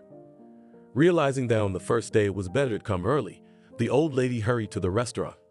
"Hello, Ivan. I hope I'm not too late," Elizabeth asked, approaching the receptionist. "Good morning. You don't have a fixed schedule, so you can't be late in principle. If it's not too much trouble for you, please address me even in the restaurant, because I am your boss and others should not know that we are neighbors." "Okay, I'll keep it in mind," agreed the old lady, realizing that the chain of command must be present. "Let me introduce you to the staff and then show you your workplace," said the administrator, and having gone with the old lady to the kitchen, began the process of acquaintance. "Hello, my name is Elizabeth. I will work for you as a cleaner," modestly said the old woman, having found herself in the kitchen. "Good morning. I am very glad to meet you. I am sure that with your help we will be not only delicious, but also very clean," good-naturedly greeted the old lady chef, who understands how important the work of women in the kitchen, were cooking non-stop and in large quantities. "I am also very pleased to meet you," Elizabeth replied, noting that the chef is a very nice and attentive person. "Hello, and my name is Leslie," answered the waitress, and having got acquainted with the old lady, hurried into the hall to give the order. In general, the acquaintance was easy and relaxed, as the staff was small, but very cordial. Realizing that she was warmly welcomed, Elizabeth went to the back room, where she found all the necessary tools for work. A little calmed down and realizing that she would easily work with such wonderful people, the old lady began her work. After working for a couple of hours, Elizabeth asked the administrator to go home. Having done so several times, she checked on her granddaughter, and having made sure that she did not need her help and constant presence, returned to work. Toward evening, Elizabeth returns home and decides to buy a small cake on the way to celebrate her first day of work and try to lift Amanda's spirits. "Elizabeth, can I talk to you for a moment?" a woman called out to her. "Oh, Louise, it's you." Turning around, the old woman recognized her granddaughter's class teacher. "I'm sorry if I'm distracting you, but won't you give me a few minutes?" the teacher asked politely. "Yes, of course. If you don't mind, let's sit down on the bench, just to rest our legs a little," agreed the old lady, tired after the first day of work in 10 years. "I know about what happened to Amanda. It's a real disaster, and I realize that this kind of thing hits children very hard. I care about Amanda as she is my best student, and it would be a great shame if she is unable to get an education because of her illness." "Yes, I agree with you. What can we do about it?" Elizabeth asked. "How would you feel about me visiting Amanda at home? I could borrow assignments from the other teachers and bring them to Amanda, and then I could pick up the finished work and bring it back to her to be checked and graded." "That's very kind of you, but I don't feel comfortable," the old woman replied, realizing that it was a lot of work. "Don't worry, it's no trouble at all, because I really want to help Amanda." "It's selfless if you're worried about money," Louise replied. "I am very pleased with your consideration and desire to help. I don't feel comfortable making things difficult for you, but I would also like Amanda to get an education and finish school. I am very grateful for your support and help," the old lady replied, agreeing to her class teacher's proposal. Back home, the grandmother told her granddaughter not only about her first day at work, but also about her meeting with the teacher. Despite her depressive state, Amanda smiled for the first time because she was very nice to Louise and gladly accepted the news that she would come and study with her. In addition, Amanda was happy that she could at least partially return to her usual life, where she was not only pitied, but also demanded something. In the morning, the doctor visited the girl again to examine her and check her condition. "How is Amanda? Are there any positive changes?" the old woman asked, waiting for the doctor in the kitchen and making 2 cups of tea. "Yes, she is recovering well from the operation, but not well enough, as I expected better progress. As I see it, she needs a professional course of massage and the services of a chiropractor. If you want, I have an acquaintance and I can leave you his number, but I must warn you that the treatments are not free," Ethan replied. "Give me the number and I will call him back. I recently got a job, so I have money, especially for my granddaughter," Elizabeth replied, and after seeing the doctor, decided to call the number left by him. "Good afternoon. Ethan said that you are an excellent chiropractor, and I can arrange with you a series of massages for my granddaughter. Hello, what's wrong with your granddaughter? The man inquired, determined to determine the scope of work. She survived a car accident and is bedridden, the old lady replied. In that case, I can offer not only massage, but also acupuncture. Yes, I'll do anything, just help my granddaughter. Okay, give me the address, I will come to you tomorrow, replied the chiropractor, who was unable to refuse people calling from Itin Vladimirovich. The next morning, the doctor came and conducted the first session. The grandmother, watching the procedures, prayed that they would help her granddaughter and looked at the chiropractor with hope. Having done everything necessary, the man said nothing, warning that it was a long process that could take several months. As soon as he left, Amanda's class teacher appeared on the doorstep of the apartment, having prepared her first assignments for her. After greeting the teacher, Elizabeth led her to the girl and asked her to stay a little longer, as she was in a hurry to work and would be glad to have Amanda under her supervision. The teacher agreed because she wanted not only to give out homework, but also to talk to her favorite student. Hello, Amanda. How are you feeling? Louise asked, entering the girl's bedroom. Hello. As you can see, not so far, Amanda replied in a slightly sad voice. I hope you don't mind that I decided to visit you. No, not at all. I'm very glad you came. It's a good thing. Did Grandma warn you about us being homeschooled? I brought the first homework assignments. If you want, I can help you with them, answered the class teacher. Yes, Grandma warned me about that. Excuse me, but I want to try to solve everything myself, as it is important for me to check my knowledge and catch up on the program. Missed for the time that I was in the hospital, replied the girl, refusing additional help. Good, I didn't doubt you, Louisa replied, realizing that studying would allow the girl to take her mind off her problems and concentrate on finishing school. As the weeks passed, Amanda gradually adapted to the learning process and plunged headlong into her homework, allowing her depression to recede into the background. The chiropractor continued to visit the girl, and soon, thanks to acupuncture, she was showing the first signs of sensitivity in her legs, which only encouraged her and gave her hope that she would be able to get back on her feet. After paying for the first sessions of the chiropractor, the grandmother realized that his services cost a bit more than she expected. At the same time, she noticed positive dynamics and simply could not refuse the specialist's services. Having received her salary and pension, the old lady paid for utilities and chiropractor sessions. After calculating how much money she had left, Elizaveta was upset, realizing that money was catastrophically lacking. Trying not to think about it, the woman went to a restaurant to focus on work. After cleaning up the room and kitchen, she returned to her den and, after talking to the chiropractor on the phone, learned that he was offering to double the number of sessions. Elizabeth is unable to refuse, but realizes that this will hit her already strained wallet even harder. After talking to the specialist, the old woman could not hold back her tears and cried. I'm sorry if I'm meddling in your business, but I heard you crying and couldn't pass by, said the chef politely when he heard the old woman crying and looked into her room. Hello, Tom. It's all right. I'm sorry you have to see my tears, replied the old woman, wiping the tears from her face. You have nothing to apologize for. Tell me what's wrong. Is there anything I can do to help? I'm not sure anyone cares about other people's problems. You shouldn't think so. We are like a family here, so we can always talk, and I promise I will support you in any way I can, replied the polite man, giving the old lady a handkerchief to wipe away her tears and calm down a bit. You see, my granddaughter is in a very serious condition after the accident and is bedridden. The doctor recommended a chiropractor, and he really helps, but his services are very expensive, and I don't have enough money to live on, Elizabeth said, barely holding back her tears. I think I can help you. You just listen to me and don't refuse right away. Okay, agreed the old woman. I can help with groceries, so that you do not spend on the supermarket and the market.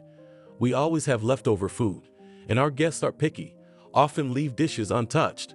The owner doesn't keep an eye on it, and some of the products are constantly written off. If you want, you can take away all these products and dishes, which will significantly reduce costs, said Tom, offering a way out of a difficult financial situation. I can't do that, it's not right, replied the old lady, as she was too embarrassed to pick up leftovers from the tables. Don't make it up and go along with it. Believe me, no one will notice it, and I will not tell anyone, and it will be our little secret, replied the good-natured man, insisting on his own. Elizabeth wanted to refuse, But realizing that she had no choice and it was the only option to save money, she agreed. As she began to pick up the scraps from the table and take away the food, the woman noticed that it solved her financial difficulties. Moreover, by taking the food home, she was finally able to treat her granddaughter to something tasty. Such products as fish, meat, and exotic fruits have long been unaffordable for Elizaveta, but now she can please the girl, which only positively affects her mood and well-being. A few more months passed and the chiropractor finished another session, reported that the course came to an end, and this was their last meeting. He had done everything he could and hoped that it would have a positive effect on the girl and her well-being. Realizing that the course was over, the old lady called her granddaughter's doctor and invited him to visit her so that the man could check Amanda's condition again and determine if there were any positive dynamics. The next morning, Ethan visited Amanda and made sure that she was a little better, but there was still a lot of work to be done. In addition, she will have to undergo a second examination in a few months, which will allow him to draw some conclusions and determine the further course of treatment. After a few months, Ethan again prescribes a course of massages in order to maintain the positive dynamics. At the same time, he realizes that another operation is inevitable and warns Elizabeth about it. The doctor notes that it will be very expensive and complicated. Besides, only specialists from the capital can perform such an operation because there are no doctors with such qualifications here, and the clinic has no suitable equipment. "Hello, Amanda. Can I come to you?" the teacher asked, visiting her favorite student again. "Hello, Louise. Yes, of course. I've done everything," replied Amanda and reached for the finished test papers and handed them to the class teacher. "You did well. I had no doubts about you. By the way, I hasten to inform you that the final exams are approaching. Given the current situation, you do not need to take them. Teachers will go to the meeting and give you grades on the results of these tests. If you don't mind, I would be glad to continue visiting you, but not as a class teacher, but as an ordinary guest." "Of course, I am always happy to see you," Amanda replied with a smile on her face. After a little more talking, the teacher took the completed tests and returned the next day to tell her that the girl had done brilliantly. A couple of weeks later, Louise visits Amanda again and congratulates her on her brilliant graduation. Despite the difficulties and illness, she has finished 11 grades with honors and can be proud of herself. After hearing about this event, the grandmother invited the teacher to dinner and thanked her for all her work and the time she had given to her granddaughter, because it was only thanks to her attention and efforts that this was possible. "Thank you so much. If it wasn't for you, I don't know how Amanda would have continued her studies." "Don't mention it. I didn't do anything special. Amanda is a great student and she's doing a great job of handling everything on her own." "Thank you, but you really have done a lot for me." Amanda supported the conversation by thanking Louise once again. The next morning, Grandma gets ready for work again. Waking up at 6 in the morning, Elizabeth retires to the kitchen to prepare breakfast for her granddaughter and get everything done before she leaves. After waking Amanda and feeding her, the caring old lady leaves her food and gives her a laptop so that the girl can watch a movie and somehow distract herself during her absence. Noticing that it was already time to leave, Elizabeth kissed Amanda and hurried to the restaurant. After a little work, she decided to rest in the den when Evan knocked on the door. "Hello, how are you?" the restaurant manager asked. "Hi, Ivan. I'm just taking a little vacation." "Join us. We are just about to have tea while there are practically no customers," said Evan, inviting the old lady to the kitchen. "Okay, I'll be right there," Elizabeth answered and followed the man. After drinking tea and chatting, the grandmother told her colleagues that her granddaughter had graduated from school with honors. Everyone congratulated her, realizing how difficult it had been given Amanda's injury. Soon everyone went about their business, and the woman was left alone with the chef. "Is it just me, or are you looking a little sad?" Tom asked. "No, I'm not. I'd like to treat or surprise Amanda in some way, but there's no money for a gift, and I don't know what to do about it." "I understand. Of course, I don't have a gift, but I can help you out." "No need, you do so much for me already," the old woman replied, not wanting to take advantage of the chef's kindness.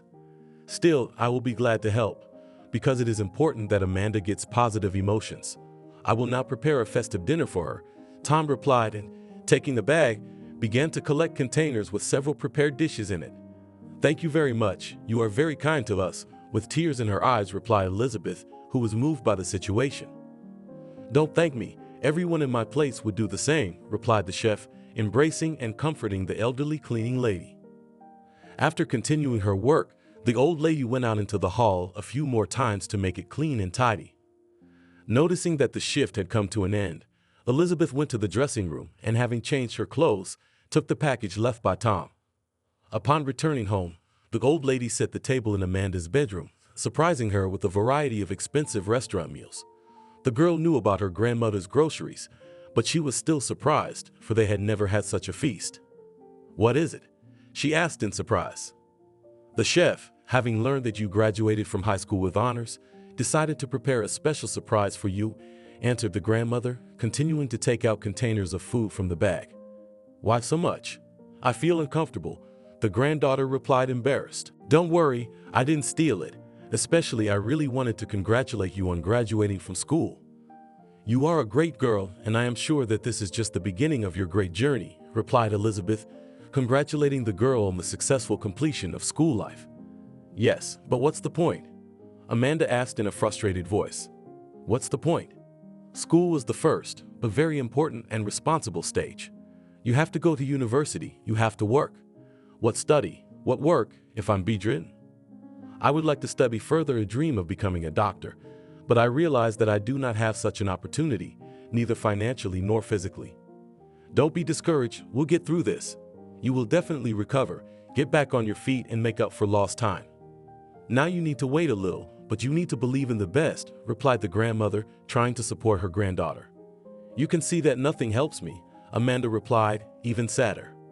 "Well, don't you dare get upset, and don't make me sad. Everything will work out," Elizabeth insisted, not doubting that she would be able to get her granddaughter back on her feet, no matter what it cost her. As she continued to work hard, the old woman saved every penny, trying to put something aside for Amanda's further treatment and rehabilitation. Saving money, the woman continued to take food from the restaurant. She was extremely uncomfortable and embarrassed to do it, but the chef asked her not to think about it, because they have a good purpose, which justifies their actions.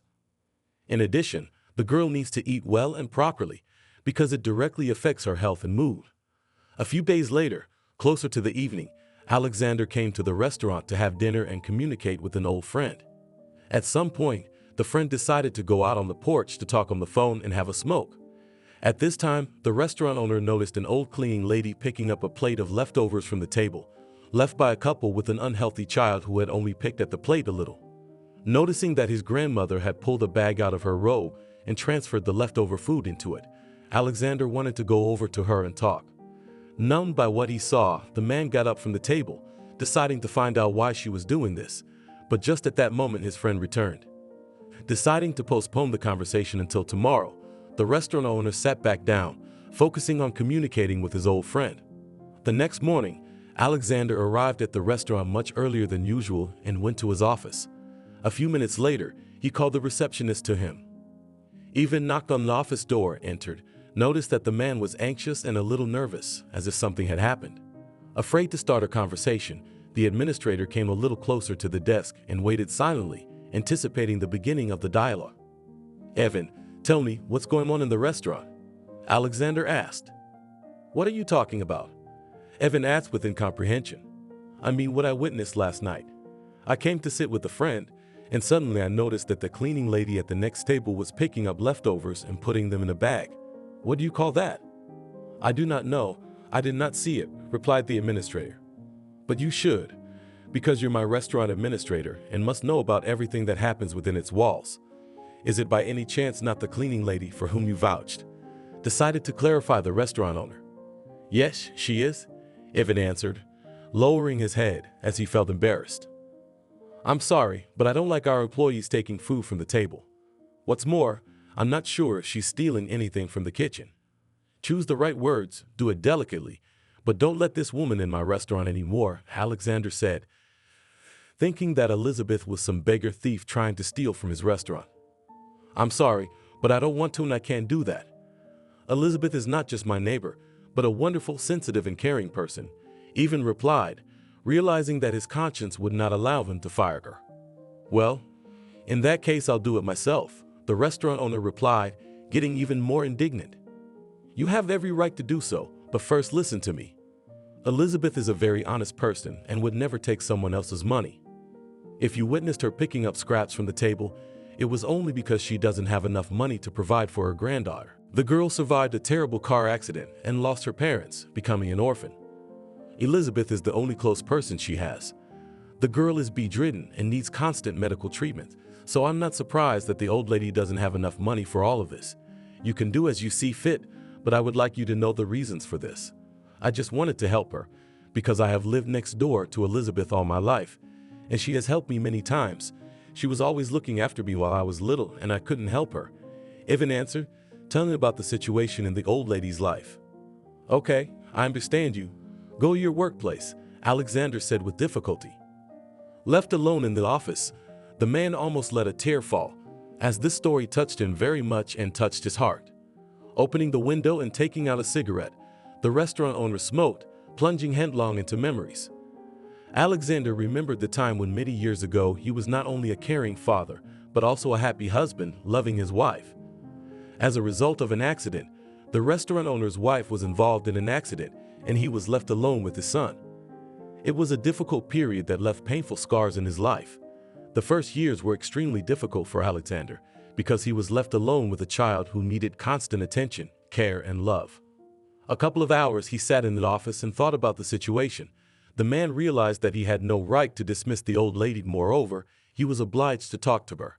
Going to the commode, he knocked on the door, but it turned out to be locked. When he came out into the hall and saw Evan, the man summoned him to find out where Elizabeth was. As it turned out, Evan had let the old lady go home because she had excused herself to be with her granddaughter and to meet the doctor who regularly visited Amanda to monitor her health and physical condition. And when will she be at the workplace? Alexander asked. We can't expect her today, so not before tomorrow morning. Have you decided to fire her? Evan asked in a low voice. No, I just need to talk to her, the restaurant owner replied, calming the manager down. That's good. That's a wise decision. Evan cheerfully supported the boss. Yes, but I need to talk to her, and as soon as possible. You said she's your neighbor, right? Yeah, we share a stairwell. After getting the old lady's home address, Alexander went to the kitchen and took a large bag and threw some fruit into it so that he could go to the house not empty-handed. Once near the desired entrance, the man stopped and, pausing for a smoke break, once again considered the upcoming conversation with the old woman. Having decided that he was doing the right thing, the restaurant owner went to visit Elizaveta. Hearing the doorbell, the old woman hurried into the hallway and was dumbfounded, not expecting to see the owner of the restaurant in front of her. Hello, what are you doing here? The woman asked in surprise. Hello, Elizabeth. I think we need to talk, Alexander replied. Well, come into the kitchen, politely replied the old woman, inviting the guests into the house. Where can I put the bag? You can put it here on the shelf. Do you want tea? Yes, with pleasure. You'll excuse me, but yesterday I witnessed how you collected scraps from the table. Putting them in a bag, Alexander began the conversation. I'm sorry, it will not happen again, guiltily replied Elizabeth, who became very ashamed. Don't worry, I talked to Evan, and he told me everything. I know about your son and his wife, and about your granddaughter's trauma, so I understand. 15 years ago, my family experienced a similar tragedy that left me a widower with a young son in my arms. It was a difficult time, but I managed to get through it, so I'm not here to reproach you, but to help you. I sympathize with you. It must have been very hard to raise your son alone, sadly replied the old woman, realizing that the restaurant owner had experienced no less tragedy. Yes, but fortunately it is in the distant past. Now he is very promising and happy with his achievements. Still, is there anything I can do for your granddaughter? I don't think so. I am doing everything necessary for her to recover and get back on her feet, so she doesn't need any additional help. She gets visits from doctors, massage therapists, and other specialists, and the rest is in God's hands. Well, I hope everything works out for you. Excuse me for such an impudent request, but can I meet and talk to your granddaughter? Alexander asked. One moment, I need to ask Amanda about it, answered the old woman, and leaving the man for a few moments, went into the bedroom to her granddaughter. After talking to the girl and getting her consent, the woman returned to the kitchen and invited Alexander into Amanda's room. Hello, Amanda. Very glad to meet you. My name is Alexander, said the man, seeing the charming with a radiant smile girl bedridden. "Hello. I'm glad to meet you too. You're the first stranger in recent years who came to visit me, not to treat me," Amanda replied, glad that she could talk to someone other than her grandmother. "How are you feeling?" "I've been better, but Grandma makes me believe it's all temporary." "Elizabeth's right. There are a lot of good specialists who can help you, so I'm sure Grandma is absolutely right." "Yes, but only these specialists need money, and we have almost no money," Amanda answered a little sadly. "Don't worry, money is not the most important thing in life. Besides, it won't help if you don't have faith, so don't doubt the bright future and it will come." "Well, I will definitely listen to your advice." Continuing to communicate with Amanda, Alexander remained under a pleasant impression because the girl was not only very gentle, sweet, and beautiful, but also interesting and educated. Realizing that it was already quite late, the restaurant owner apologized for taking up so much of their time and left for his home. Trying to sleep, he was unable to do so, as thoughts of Amanda and the desire to help her kept him from relaxing. Having smoked almost a pack of cigarettes during the night, the man couldn't think of anything sensible and realized that the only solution was to call the son. "Hey John, how are you? How's the weather in the capital?" "Hi Dad, I'm fine, I'm in the hospital all day, so I don't follow the weather. Are you on business or just miss me?" The guy answered, distracted from his work for a few minutes. "Miss me, of course. When are you coming?" "I've forgotten the last time you visited your father." "I'm a little busy with work right now, plus I'm writing my doctoral dissertation, and I can't tear myself apart. Why don't I turn in some work to my supervisor in a couple weeks and come see you first thing, okay?" "Yeah, great. I'll be waiting for you.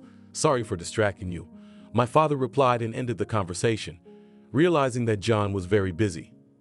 After hanging up the phone, Alexander thought about how much he missed his son, with whom they had not seen as often as he would have liked in recent years. Despite this, the man is genuinely happy for John and proud of him, because his son has been living in the capital for several years and has studied to be a surgeon. Now he is interning at the famous luminary of medicine, Dr. Melvin. Remembering this well, Alexander wanted to ask his son if he could talk to the supervisor, but realized that it would be better to ask about it in person, as it was not customary to discuss such things over the phone. A couple of weeks later, John, having kept his word, arrives in his hometown, and the first thing he does is to go to his father's restaurant and, finding himself in front of the door to his office, knocks before entering. "Yes, who's there?" I heard my father's voice. "Hello, I'm here on business," John replied, deciding to make a joke. "Oops, son." "Hi, it's so good to see you. Why did you tell me you were coming?" "I would have met you at the station," the father replied happily, hugging his son tightly. "I'm not a little boy. I can get there myself." "Are you hungry? Maybe let's eat?" Alexander asked, despite the age of his son, continuing to treat him as a small child who needs care and attention. "And here you got right to the point. I will not refuse from food," said John, living in the capital on food that does not require special efforts in preparation. Going out into the hall and calling the administrator, the owner of the restaurant ordered to set the table and prepare all the meat dishes on their menu in a few minutes. "How is it going with the thesis? Everything is working out?" asked the father, sitting down with his son at the table. "Yes, it's going well. Melvin is not only a good doctor, but also a great teacher, so he always tells me how to do things," John replied, and when he saw the first dish in front of him, he pounced on it as if he hadn't eaten for days or even weeks. Having talked a little more during dinner, father and son discussed all the topics that interested them and, without noticing how a few hours passed, went home. In the evening, Alexander again cannot sleep and, deciding not to wake up his son, went to the kitchen to smoke and at least a little relaxation. Hearing the noise, John also went to the kitchen. He turned on the light, saw his father sitting at the open window. "You said you quit," the son said disappointedly, realizing that his father had deceived him and continued to ruin his health. "Well, I'm sorry, I'm honestly trying, but so far it does not work. Besides, thoughts do not let me sleep," replied the father, apologizing for his bad habit. "What's the matter? What are you thinking about?" John asked, noticing that his father was visibly nervous. "I have a personal conversation with you, but I do not know how and where best to begin." "Start with the main thing, and then we'll figure it out," replied the son, who was used to solving all problems at once, not putting them off. "I have a cleaner who works in the restaurant whose family had an accident that left her granddaughter an orphan. The girl severely injured her spine and was left paralyzed. From what I understand from my dialogue with the grandmother, they have had several surgeries and the girl has even been rehabilitated, but is still bedridden. I realize this is uncomfortable, but I would like you to talk to Melvin about her and see if he can advise her or tell her where to go for treatment. I'd like to help that girl get her back on her feet. I didn't expect you to think and worry about someone like that. Did you think I was a dry, stale man? I just understand perfectly well what it means to survive a car accident and how difficult it is to cope with its consequences, Alexander replied in a low voice, remembering his late wife. I understand you, Father. Can you introduce me to this girl? I need to talk to her, John replied, agreeing to help his father in any way he could.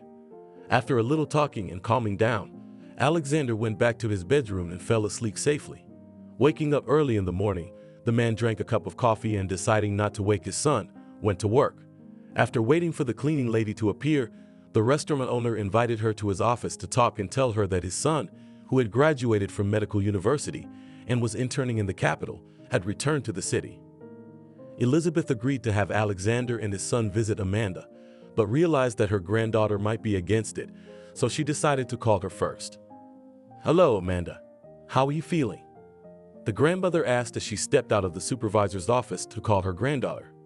Hi, Grandma. I'm fine. I'm watching a movie, and before that I read a useful biology paper. Why are you calling? I thought you had work to do, asked the girl, not expecting a call from her grandmother at such a time. Alexander wants to visit us again, but not alone, but with his son. How do you feel about it? Elizabeth asked. Well, he is a very nice and sweet man, so I will be happy to communicate, Amanda replied, giving her consent for them to have guests. I talked to my granddaughter. She will be happy to see you, said the cleaning lady to the restaurant owner, returning to his office. Great, then I dare not delay you. Continue working, and closer to lunch we will go. A few hours later, Alexander took the old lady from work and decided to give her a ride. On the way, he stopped by his house to pick up his son. Once home, Elizabeth headed to the kitchen to prepare tea and treats for the guests. Meanwhile, Alexander and John headed to Amanda's room to chat with her. Hello, my name is John. I'm Alexander's son. Hello, and my name is Amanda, the girl replied, looking intently at the tall young man with bright sky blue eyes and small freckles on his nose. How are you feeling? Are you worried about back pain? Are there tingles in your toes or not? John began to ask, trying to find out the girl's physical condition. It's okay, the pains are practically not bothering me, but the tingling is there and sometimes quite strong. Amanda answered all the questions. That's good. It means that the sensitivity is present and there is still something that can be done, John muttered under his breath. Why are you asking all this? Amanda asked curiously. I have just graduated from medical school and I am writing my dissertation on back injuries. Can I describe your case in my work and, if possible, try to help you? Of course, I'm all for it, but it's unlikely that you'll be able to do anything, replied the girl, who didn't really believe that she would be able to get back on her feet. You're wrong. All the signs confirm that you haven't lost sensation and your nervous system is functioning properly. If it's just the muscles and bones, it's treatable and you'll probably be running and jumping in a couple of years, John replied, thinking that she could be helped. That would be great, but it sounds too fantastic right now. What hospital are you being treated at? In the Central City Hospital. Why? Amanda asked, not understanding why he needed such information.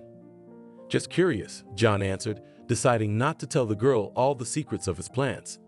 After talking a little more and drinking tea, father and son left the girl, realizing that she needed rest. On the way home, Alexander tried to ask John about the impression Amanda had left on him and whether it was realistic to help her, but the guy was too focused and thoughtful, so he ignored his father without answering anything specific. The next morning, as soon as his father left for work, John went to the Central Hospital to meet and talk to the girl's attending physician. Hello, can you tell me where I can see Amanda's medical history? John asked at the reception desk. Good morning. I'm sorry, but such information can only be disclosed by the attending physician, replied the nurse, realizing that this is confidential information. Well, can I ask who her doctor is? Yes, of course, just a moment. Ethan is treating the patient. Thank you very much, John replied and went to the surgical department, found the man's office and knocked on his door. "Dada, come in," came a voice from behind the door. "Good morning. My name is John, and I'd like to ask you about a patient." "Hi, have a seat." "I'm sorry, but I don't remember a patient with that last name." "I'm interested in Amanda's medical history," John replied. "I'm sorry, who are you?" "Such information is hidden from outsiders and only relatives can find out all the details." "Unfortunately, I am not directly related to her, but I need to know all the details of her illness. I'm currently interning with Melvin, and I'm interested in this case." "Melvin? The one who is the luminary of national medicine?" Ethan asked in surprise, knowing how demanding the surgeon was. "Yes, exactly. We are interested in this case, and we would like to examine it in more detail." John lied a little, taking advantage of the familiarity with his supervisor and his big name. "In that case, no problem." The girl's doctor hastily changed his mind and handed it to John. Having familiarized himself with the certificates, scans, and other data, the guy made conclusions, which he did not share. Leaving the doctor's office, he called his mentor and told him that he had a very interesting case that he would like to talk to him about. A couple of days later, John returned to the capital and, without wasting a minute, went to his office to meet with the professor and discuss Amanda's diagnosis. "Hello, Melvin." "Oh, John, hello. You're back already?" "Yeah, I really wanted to talk to you about the girl I told you about on the cell phone." "Yeah, I remember. So what happened to her?" "A couple of years ago, she was in a car accident that left her paralyzed. She's had 2 surgeries, several courses of massage and acupuncture, but none of it has worked. The girl has a nervous system response, and she can feel her legs, but despite that, she can't move them." "Yeah, that's kind of weird," the doctor noted, realizing that in most cases that would be enough. "That's exactly what we're talking about. I realize that you are very busy, but as a practicing surgeon with a lot of experience, you have more knowledge than I do, and I have no doubt that you will be able to help. Perhaps you've seen a case like this and can get her back on her feet." "I am interested in this case and I am ready to help, but for a clearer picture, I need x-rays for the whole period, as well as medical records, complete treatment history, and recent tests to draw any conclusions. Maybe you can help me with that. I've spoken to Amanda's doctor. He knows you well and respects you, so I'm sure he'll listen to your opinion. Maybe you can arrange with him to arrange Amanda's move to our hospital?" John asked, realizing that his request was rather impudent. "I take it you have a thing for this girl?" Melvin asked, noticing that his ward was nervous. "Well, I do," John admitted, a little embarrassed. "Okay, I'll help and call her doctor, but you need to warn Amanda and talk to her about it." "Okay, thank you very much," the guy replied, and summarizing the conversation with his supervisor, left his office. Once outside, he decided to call Elizabeth to warn her about his initiative. "Hello, Elizabeth. I hope I'm not interrupting you." "Hello, John." "No, I'm on a break right now," the old lady answered. "That's wonderful. I don't know how you'll react, but I told my supervisor about Amanda's problems. Not only is he interested in her case, but he wants to see her in the capital to run more tests and solve Amanda's problem." "Are you serious? And how much will it cost?" "It's completely free for you. You just need to talk to your granddaughter and prepare her for the move." "Okay, I'll talk to Amanda. Thank you very much. You are a wonderful person," the grandmother replied with gratitude in her voice, and having finished her shift, went home to talk to her granddaughter and tell her that John had decided to help her and had found an opportunity to do so in the capital. Meanwhile, Melvin called Ikin Vladimirovich to discuss his patient with him. "Hi, is this Ethan?" "Hello. Yes, who am I speaking to?" "This is Melvin," the man introduced himself. "Unexpected. What can I do for you?" Ethan asked, shocked by the call of a famous surgeon. "You're treating a young woman after a car accident. I take it this is Amanda?" the doctor asked, remembering a recent conversation with Melvin's ward. "Yes, that's correct. Could you provide medical transportation to transport the girl and hand over all her treatment records for the last 2 years?" "Yes, of course. Everything will be ready as soon as possible," Ethan replied, agreeing to help with whatever the esteemed Melvin asked him to do. Several days passed. During this period, the girl's doctor prepared her documents and provided transportation for Amanda's transportation. At the same time, Elizabeth talked to her granddaughter and told her about John's scheme. At first, Amanda didn't want to hear about the trip to the capital, as she didn't want to inconvenience a guy she didn't know. But when she realized that he really wanted to help her, she agreed. Besides, the girl was encouraged that she had a chance to get back on her feet and live her old life. A week later, an ambulance brought Amanda to the Metropolitan Medical Center. "Good afternoon, Amanda. Can I see you?" asked Dr. Melvin, who had admitted her to his room and visited her to get to know her. "Hello. Yes, of course, come in," Amanda replied politely, settling into her new room. "My name is Melvin. I'm your new doctor. How are you settling in here? Is everything comfortable and convenient?" "Yes, I like it here very much," Amanda admitted. "I'm happy about that. John is very worried about your condition. He told me everything in detail, so if you don't mind, we'll get right down to business. You'll need to undergo a thorough examination before we can draw any conclusions." "Okay, I'm ready for everything," the girl replied with a smile on her face. Looking at his ward, Melvin understood the guy because in front of him lay a charming blonde beauty with bright green eyes and large eyelashes, mesmerizing with their smooth movement. Soon the doctor, having received all the results and carefully studied them, he realized that the girl needed another difficult operation, which he will be personally engaged in. Having called John and invited him to his office, Melvin decided to talk to his ward and tell him about his thoughts and plan of action. "Hello, you wanted to see me?" "Yes, John, have a seat. I talked to Amanda, ran all the necessary tests." Can she be helped?" "Yes, I can help her, and what's more, you have a chance to finish your dissertation early as my assistant. Are you ready to help Amanda and do everything you can to get her back on her feet?" The doctor asked, realizing that this was the best test of his professional aptitude. "Yes, I will do everything in my power," John replied, realizing that he simply had no margin for error. The day of the surgery was set. A couple weeks passed. The medical staff prepared Amanda for surgery. John had visited the girl shortly before and told her that he would be directly involved in the process. Surprisingly, Amanda was pleased with this news because she completely trusted the guy and does not doubt his abilities. Having received a considerable charge of motivation, John helps Melvin to operate on the girl and does everything that the experienced surgeon says. A few hours later, the men go into the resident's room for tea and a break, as they've done all they can and more. "What do you think, colleague?" Melvin asked with a smile on his face. "I think we did a great job," John replied, making himself and his supervisor a cup of strong coffee. "I agree with you. I think we did a top-notch operation, and now I have no doubt that I will have a worthy successor," Melvin replied, openly praising the intern for his efforts. "Thank you. I hope you are right," replied the boy. He decided to share the happy news and called Elizabeth. "Hello, John. How is Amanda?" the old lady immediately asked, worried about her granddaughter. "Hello, Elizabeth. I'm just calling to let you know that we just had the operation and it was a success." "Oh my God, that's just wonderful. Do I need to come over?" the old lady asked, realizing that her granddaughter needed her. "Don't worry, we're fine. Amanda is under my personal care, so there is no need to take off, especially since the road is not close and it is too hard for your age. I'll call you, and soon Amanda will be able to call you." "Okay.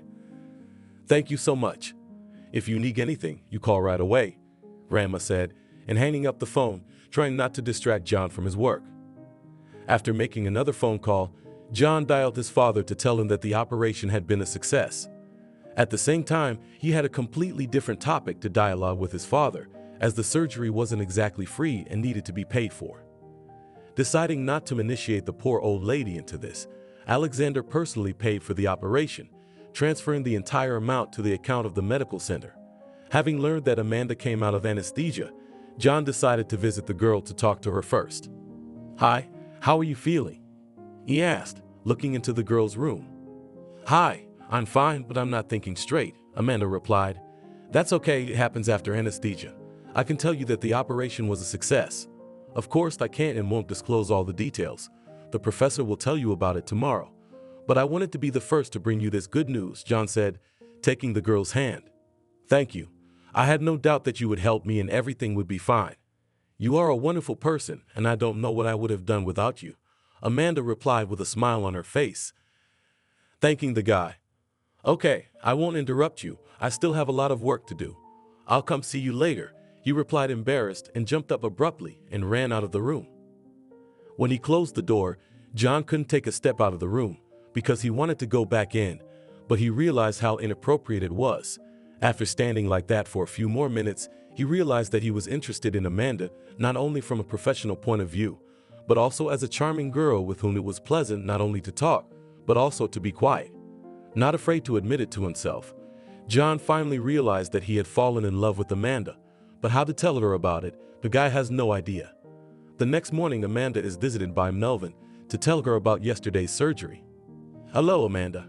How are you feeling?" "Hello, doctor. Much better, just a little backache." "Don't worry, it's natural after such a difficult surgery. I guess John came by and told you that everything went well," Melvin suggested. "Yes, he came by last night." "I see. In that case, I won't repeat myself. You should rest for now, and in a few days we will have a new examination to evaluate the results of the surgery and plan your further treatment," the doctor replied and left the room without taking time from the girl and continued his rounds. A week later, Amanda took all the tests and underwent a second examination. After checking the data, Melvin visited the girl again and informed her that she was on the mend and he had no more doubts that she would soon be back on her feet. After a few more restorative treatments, Melvin left the girl in the hospital for a couple more weeks. Soon the treatment came to an end and the doctor discharged the girl. John, meeting with Melvin, leaves for a few days to take the girl home. Hearing the doorbell, Elizabeth hurries into the hallway and meets her granddaughter on the doorstep. Seeing that the girl is sitting in a wheelchair, the grandmother cannot hold back tears. "God, Amanda, you are sitting," joyfully shouted Elizabeth, starting to hug and kiss her granddaughter. "Yes, this is the first progress we have made just before discharge," Amanda joyfully reported. "Believe me, this is just the beginning," John encouraged Amanda and Elizabeth with his words. "Thank you. You do so much for us," replied the old lady, starting to hug John as well. "You don't have to thank me. I do what I have to do by profession and vocation," modestly replied the guy, afraid to admit that he has feelings for the girl. "Will you come over for tea?" Amanda asked, inviting the guy to the table. "Unfortunately, I can't. I promised to meet my father. I'll drop by tomorrow morning, if you don't mind." "Of course I don't mind. I'm at home, so I'm free for you anytime," replied Amanda with a smile, who was also able to admit to herself that she felt sympathy and attraction for the guy. A few days later, John returned to the capital for an early defense of his thesis. Having completed his internship with honors and having received positive feedback from his supervisor, John decided to be a little cheeky to ask Melvin if he could fulfill another request. Melvin had a lot of respect and love for John, as he was his best student ever, so he agreed to whatever he wanted, as long as it was within reason. "Could you help me get a job in my hometown? I'd like to personally handle Amanda's rehabilitation and see it through." "Yeah, that's what I figured. Or did you just like the girl very much?" the doctor asked with a smile on his face, realizing that it was not only a matter of duty and professionalism. "Well, not without that," John answered modestly, realizing that his feelings were easily read and literally written on his face. "Well, I'll try to help you," Melvin said, and, keeping his word, made sure John was sent back to his hometown. A couple of weeks later, after handing in the keys to the rented apartment and packing all of his things, John returned to his hometown, pleasing not only Amanda, but also his father. The next morning, he went to the hospital to get a job. When he met Ethan in the hallway, John said he had something to talk to him about and asked him to come into his office. "I have completed my internship and will be working for you. I hope you don't mind," John asked. "Do I mind having the man who ran the joint operation with Melvin working for me? Are you kidding?" Ethan replied with a smile, realizing that he had got a valuable person. Asking one of the nurses to make coffee, the man talked to his new ward and offered him the position of his deputy. "Moreover, if you do well in your duties, you can take my place in a couple of years since I'm going to retire anyway." "All right, I'll be glad to work under your supervision, but I just wanted to remind you that I'll be managing Amanda after the surgery, since I'm her new attending physician and I have to help her recover." "No problem, I'm sure you'll do well." After talking to the doctor and getting a job at the Central Hospital, John went to his father's restaurant to tell him about it. Knocking on the office door, the boy heard a disgruntled voice, and looking into the room, saw a smoking man with a blackened expression of sadness. "Hey, Dad, something wrong?" "You look a little glum," John said, sitting down in the chair next to his father. "Oh, just some minor problems at work. Do not pay attention to me. Better tell me how you are doing. Were you in the hospital? Asked his father, not wanting to talk about minor problems in business. Yes, everything is fine. I got a job. Ethan offered me the position of his assistant with the possibility of further growth. Oh, congratulations. That's great. What are your plans for the next few days? Alexander asked. Well, today I was planning to rest, and in a couple of days I would like to visit Amanda to check on her well-being and to see how she is recovering. Is this just for fun or for work? For work, of course, John answered, shy to talk about his affection for the girl. Are there so few nurses in the hospital? You're not a nurse or a doctor on duty, but an assistant to the head of the surgical department, his father wondered. Well, I'm Amanda's attending physician. Besides, there's a personal reason, the boy replied, embarrassed. Did you fall in love? Alexander asked with a smile on his face, sharply glowing with happiness, like a Christmas garland. I like her very much, it's true. Besides, I would like to personally put her on her feet to bring the matter to an end and at the same time try to win her sympathy. I understand you. Go ahead, supported the aspiration of his son's father. A few days later, having settled into his new workplace and having done all the work ahead of time, John asked Ethan to visit his ward a little earlier. On his way to visit her, he went to the store and bought some cookies for tea to cheer her up and distract her from thoughts of the recent surgery and the recovery process. After ringing the doorbell and meeting his grandmother, John gave the shopping bag to her and, having washed his hands, went to Amanda's bedroom. Hello, how are you feeling? Hi, I'm fine. What are you doing in town? I guess you came to visit your father, the girl asked. No, I came to see you, John answered, and immediately realized that he had spoken. What do you mean? Amanda asked in surprise, not expecting such an answer. Well, I mean that I got a job here at the Central Hospital and you are my patient, so I will visit you regularly and often appear at your house. I hope you don't mind. No, I'm very glad, admitted the girl, who enjoyed John's company. After checking the girl's condition, the guy did not linger and went home. In the evening, he could not sleep for a long time and, continuing to study medical literature, developed individual physical training, allowing to improve the condition of muscles and gradually prepare them for increased loads. Visiting 3 times a week after work, John is working on Amanda's rehabilitation and post-operative recovery. Gradually, he increases physical loads and carefully monitors how the girl copes with his tasks. A special course of individual training, which Amanda unquestioningly adheres to, yields its fruits because the girl's condition continues to improve. On one such day, the grandmother returns from work and, hearing that John is still at their house, goes to the kitchen to prepare dinner and bake homemade pies. Noticing that the guy is about to leave, Elizabeth went out into the hallway and did not let him in, inviting him to the table. Realizing that it wasn't polite to refuse, John agreed. Besides, it would allow him to spend some more time with Amanda. God, this is delicious, John noted with delight as he tasted one of the pies. You haven't tasted Amanda's cooking. She learned it all from me, Grandma said, praising her granddaughter. Yes, but I haven't stood at the stove for almost 3 years, Amanda replied, doubting her cooking skills. When you get married, you'll quickly remember, the old lady said, and she noticed how Amanda and John were embarrassed and then blushed like ripe tomatoes. I think it's too soon to talk about it. I'd have to get on my feet before I could look for someone to marry, Amanda replied, realizing that she shouldn't rush things. What is there to look for? The fiancé is sitting right next to me, replied her grandmother jokingly, not realizing that they really have feelings for each other. I should probably go, John said, embarrassed. Stay some more. Grandma is joking, replied Amanda, and taking the guy's hand tried to stop him. Okay, I'll stay, but not for long, as I have to go to work early. I must admit, I feel very cozy and warm at your place. It's been a long time since I felt in such a nice home atmosphere.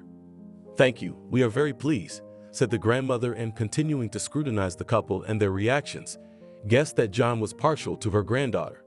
The woman is genuinely pleased about this and would be happy with such a union, but decides she shouldn't talk about it, as she has embarrassed both of them enough as it is.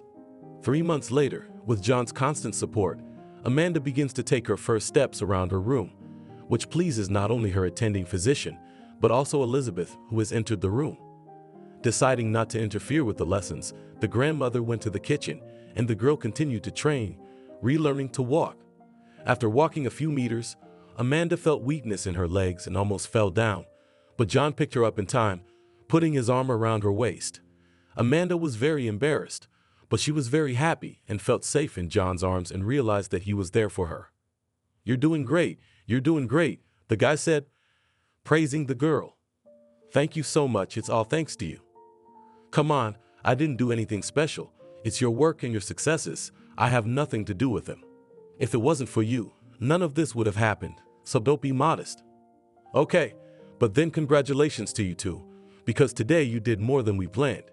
If it goes like this, I'll take you for a walk in the park in a month. Promise?" "Yes, but don't forget that you have to work hard and not feel sorry for yourself," John replied, explaining that it wasn't as easy as it might seem at first glance. "Now I have extra motivation, so I promise that in a month I'll be good. I don't promise to run, but I will walk with confidence," Amanda stated firmly, not allowing her words to be doubted. Having kept her promise and worked hard on herself, the girl began to walk without fear of falling down on the ground. Realizing that he must keep his word, John visits Amanda after work and invites her for a walk in the park. After an hour-long walk, the girl felt a slight pain in her legs, as she is not used to walking a lot yet. Realizing that she needs a rest, John suggests having dinner at his father's restaurant, since it's a few steps away from their park. Amanda was embarrassed at first and refused, as she hadn't been to such places for a long time and wasn't dressed for it. "Don't worry, they won't kick us out," John replied with a smile, realizing that the restaurant administrator was the girl's neighbor and the owner was his father. "That's right," Amanda agreed with a smile and accepted the young man's invitation. After ordering a few dishes, the couple continued their sweet conversation, both about the girl's health and treatment and about more distant things. At some point, John realized that he could no longer hide his sympathy and decided to act more openly. "You know, we haven't known each other that long, but I really enjoy spending time with you. I'm very glad that we could finally go for a walk, and I hope that this meeting was not the last one." "I hope we can go to the park again," Amanda replied. "I'm probably going to do something stupid, but I better ask you straight out. You want to go out with me?" John asked, looking the girl straight in her bright green eyes. "Yes, I've been waiting for those words from you for a long time," Amanda answered with a smile and admitted that she also felt sympathy for the guy. Hearing this, John shouted with joy, forgetting that he was in a public place, and jumped up from his seat and went to the girl to kiss her passionately. Hearing some noise in the hall, Alexander came out of his office and saw what was happening. Deciding not to disturb, he waited for a few minutes and then came to the table to greet the dear guests. "Good evening, my dears. It's a pleasure to have you in my restaurant. Amanda, I must admit that you have changed a lot since the last time I saw you." "Thank you, Lionel. It's all thanks to your son," replied the girl, not letting go of John's hand. "I am very happy for you, my dear," said Alexander, kissing Amanda on the cheek and shaking his son's hand, congratulating him on the wonderful choice of his second half. Soon the news that they had decided to start dating was also learned by their grandmother, who was equally happy to receive the news. A year later, Amanda and John got married, planning a lavish wedding, to which they invited all of John's colleagues, Amanda's class teacher, as well as Professor Melvin, who was the guest of honor at the celebration. The wedding was played at Alexander's restaurant. Elizabeth was very happy to have her co-workers, whom she had managed to become friends with, by her side on this day. That old lady sat and wiped her tears. For the first time in the last few years, they were tears of happiness. She realized that with a husband like John by her side, her Amanda would find happiness. Thank you for watching this video to the end. Subscribe to the channel. Like it, write comments if you like the story, and see you on the channel.